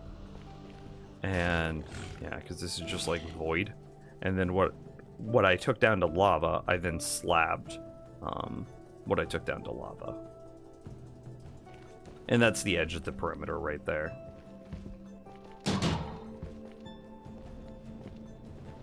It's really sick though, Dapper. It's a really sick build. And that's not even me like hyping it up because, oh, I'm the one that made it and it's my stream. That's all true. But at the same time, it is an objectively cool build that I would make an argument is probably better than all of like I've tried to find tutorials and guides for building stuff similar to this, and I would say that this is better than all of the other videos that I was able to find using the same sort of mechanics.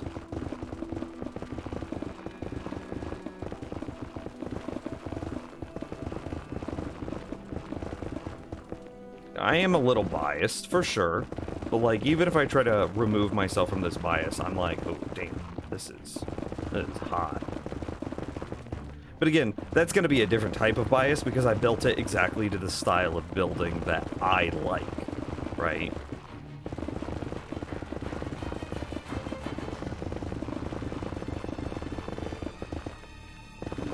But yeah, a fully automatic wither skeleton skull and experience farm.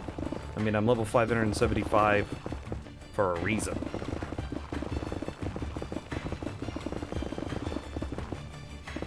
And like in the last 3 streams, I've gained like another 30 or 40 levels, which is hard to do at this level. So it's a pretty damn good experience farm.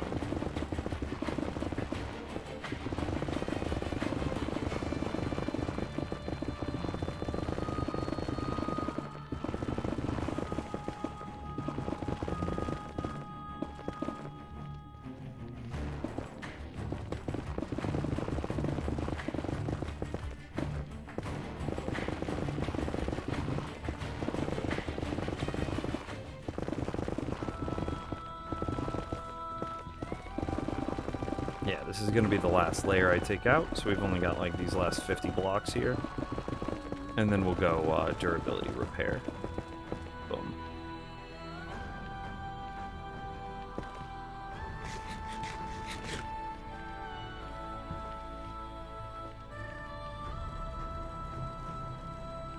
I'll set up some more iron golems for whenever I come back, just in case.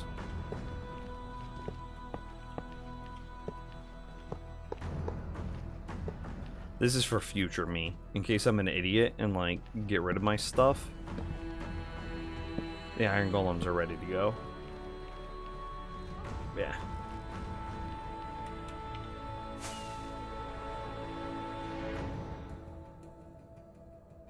So here's a wither skeleton farm. Here's the top of it. Dapper. I'll turn hitboxes on so you can see a little bit better. It's kind of dark, I know. Concept is, I have a piglin in the center, who's been named, so he never despawns. I've trapped him, and he's trapped in such a way that wither skeletons from both the bottom floor and this top floor see him, and then they try to run to him, and then, you know, we use some trapdoor tricks and blah blah blah in order to get them to fall down a tube, a hole, and then all the way down here, we're going to shut this off now. All the way down here, we have 4 different wolves, which are all owned by the player. Because, well, first, wolves, when they attack, wolves by default attack both skeletons and wither skeletons, because, you know, dogs like bones. So this is one of the few interactions that, like, automatically attack each other. And because the wolves are owned by the player, they're tamed, they're considered, the withers are then considered player kills. And because they're considered player kills, that means that they can drop experience orbs. So it's an XP farm. And, you know, pretty good one. I don't have to do anything. I can just be AFK and I still get experience. So it's a pretty good XP farm. And then it also is a wither skull farm. Because again, the wolf kills are considered player kills. It means that the withers can drop their rare drops, which are skulls. And then it turns into a fully automatic skull farm as well.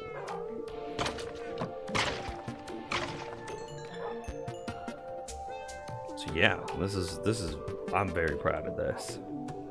Oh, the score of Dune was phenomenal. Hans Zimmer always composes such great music. Yeah, it was, I mean, just excellent, right? Just excellent. The sense of scale is great. Everything in that movie was just phenomenal. So then you might be asking, like, one, why do you need so many blah blah blahs? Why do you need so much experience? Well, these two things here are fully automatic nether tree farms. So what I would do is I've got some crimson fungus here. I come inside here. I put my crimson fungus in my offhand. I put an axe in my main hand. And then I look at the top, or at the first log, just under the top pixel. And then I hold both right click and left click at the same time. And that's a fully automatic, well, it's an AFK tree farm. It's not fully automatic. It's an AFK tree farm. So, I haven't set up like my fungus farms yet in order to perpetuate the fungus, but I don't, right off the bat, you can see that I'm just growing trees. My hands are not touching my keyboard at all. I'm just holding right click, left click.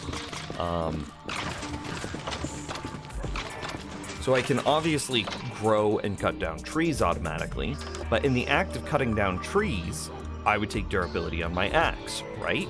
Well, this automatic experience farm gives me enough experience in order to keep my tool topped off while I am actively cutting down trees, so that I don't have to worry about my tool ever breaking. And then here in the back, you can kind of see that I'm working on the second part of the tree farm. Maybe it's the third part of the tree farm.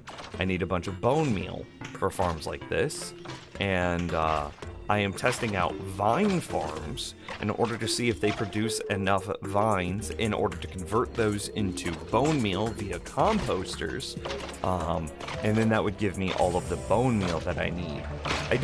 I could just come down here, and I have tons of coal, I have tons of skulls, and I have tons of bones.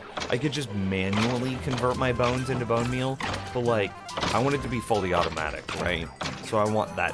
So I want a vine farm to do that process for me.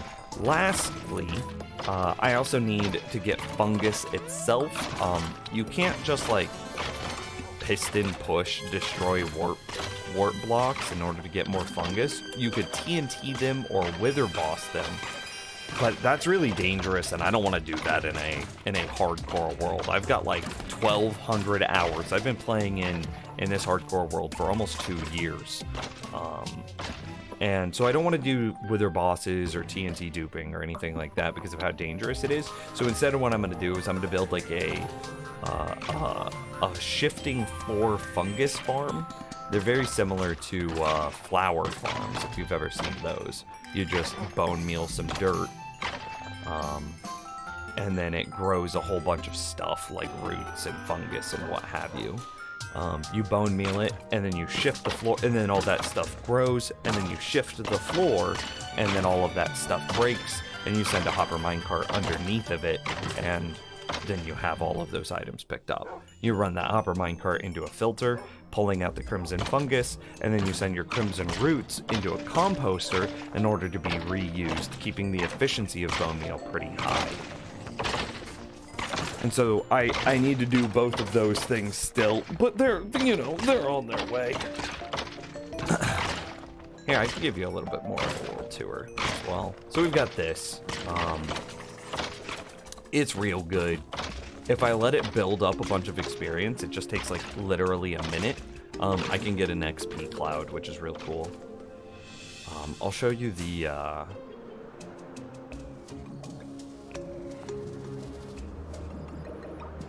this is my zombie piglin / gold bartering system. Zombie piglin farm / gold bartering system. So the layers up here all just spawn an absurd amount. You can kind of see them falling over there. Spawn an absurd amount of zombie piglin. The player on the inside would then kill all of those zombie piglin. I'll do that real quick. I need to inventory stack.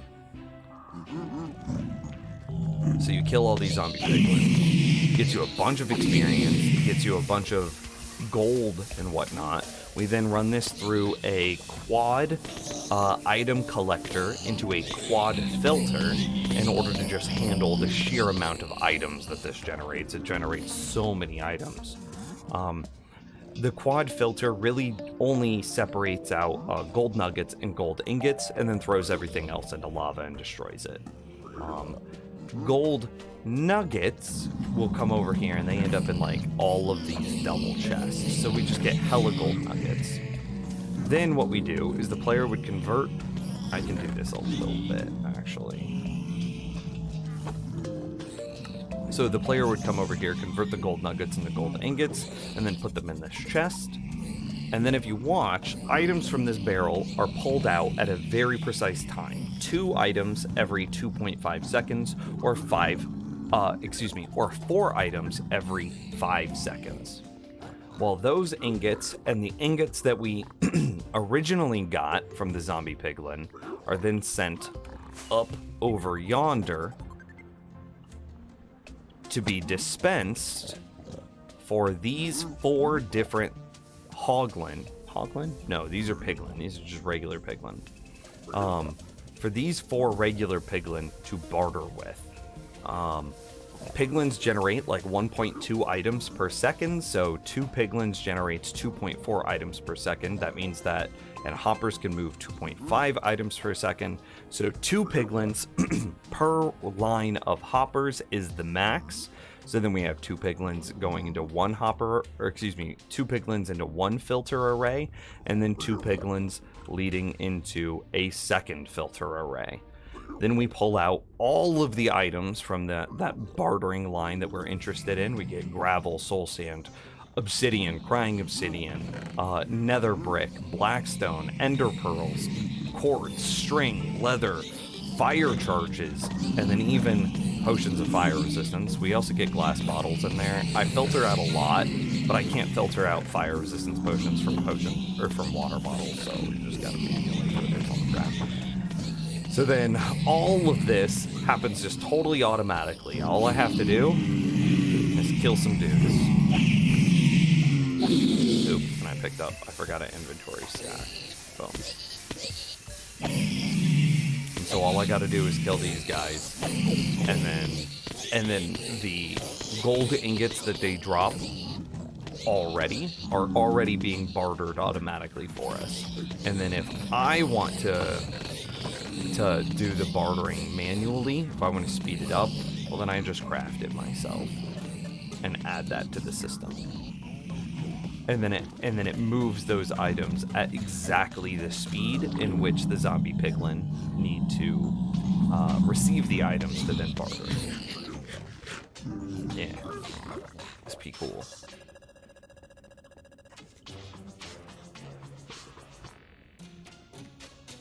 I need to put like a cage on it or something.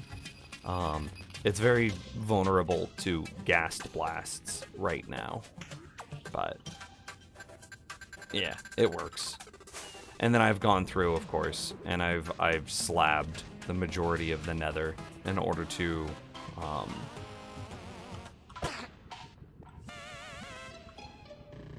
I've slabbed the majority of the nether in order to isolate all of my hostile mob spawns inside of that farm.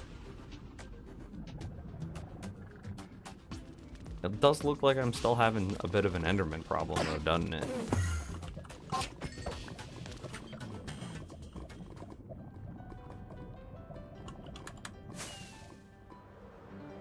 So yeah.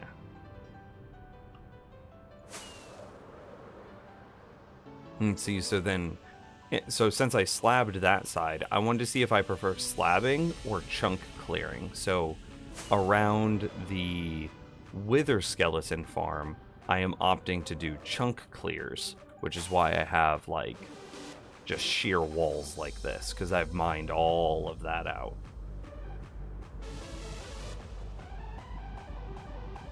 Yeah, and I have a bit more to do.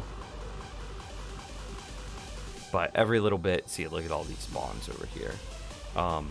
Every little bit that I clear out results in just better rates for the Wither Skeleton farm. Ooh, what a good flight.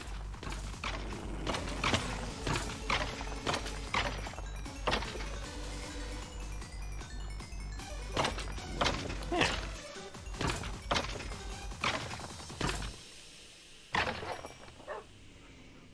And that's how I'm level 570, almost 6. It's pretty cool.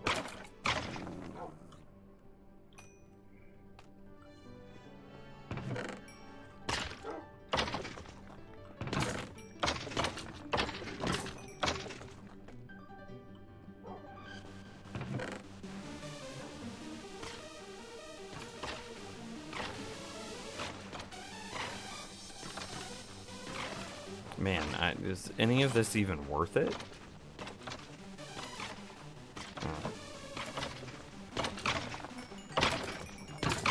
So in this space, I also would like to put and then I have this in my inventory right now.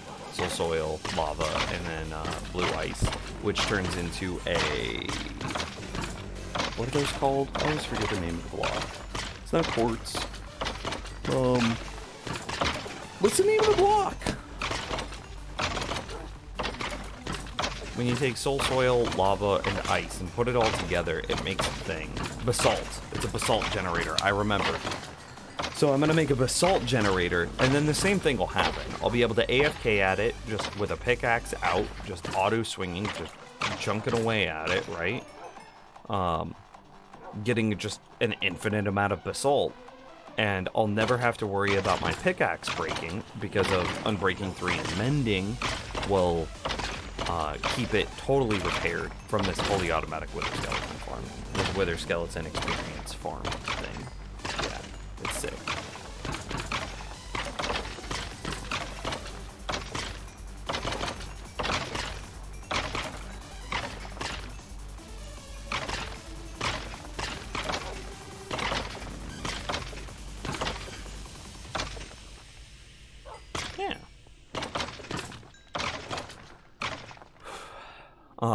In chat room, I think I am going to call it a stream there. We talked about this a little bit earlier, and it's okay. I don't want, like, pity or sympathy, nothing like that. My grandma got sick with COVID, and she slipped into a coma this afternoon, and I'm going to go visit her in, like, an hour, and I want a little bit more time, well, in, like, 2 hours, being honest. I want a little bit more time to, like, emotionally prepare for that. So I think I'm gonna call it a stream here, so I can go emotionally prepare for doing that. Yeah. Yeah. We may or may not be back tomorrow, depending on how I feel after tonight.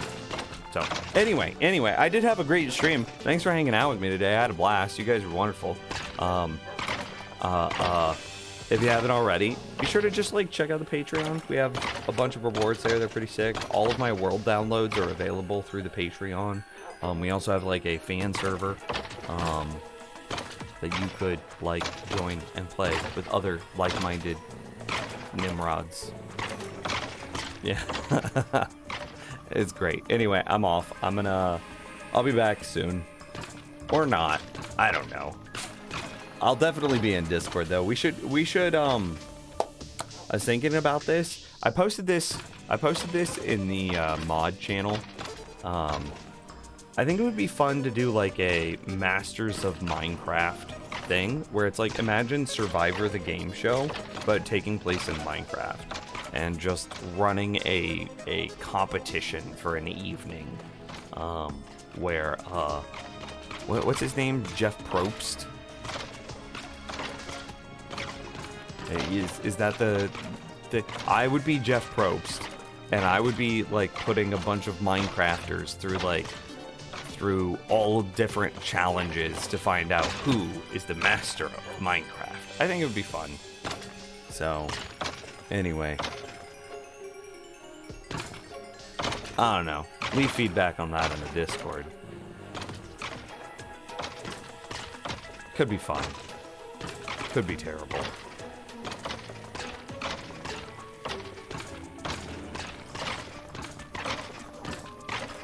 I'm off. You guys were wonderful. Have a fantastic evening. Go hug your grandma for me. I'll see you guys later. Bye-bye-bye.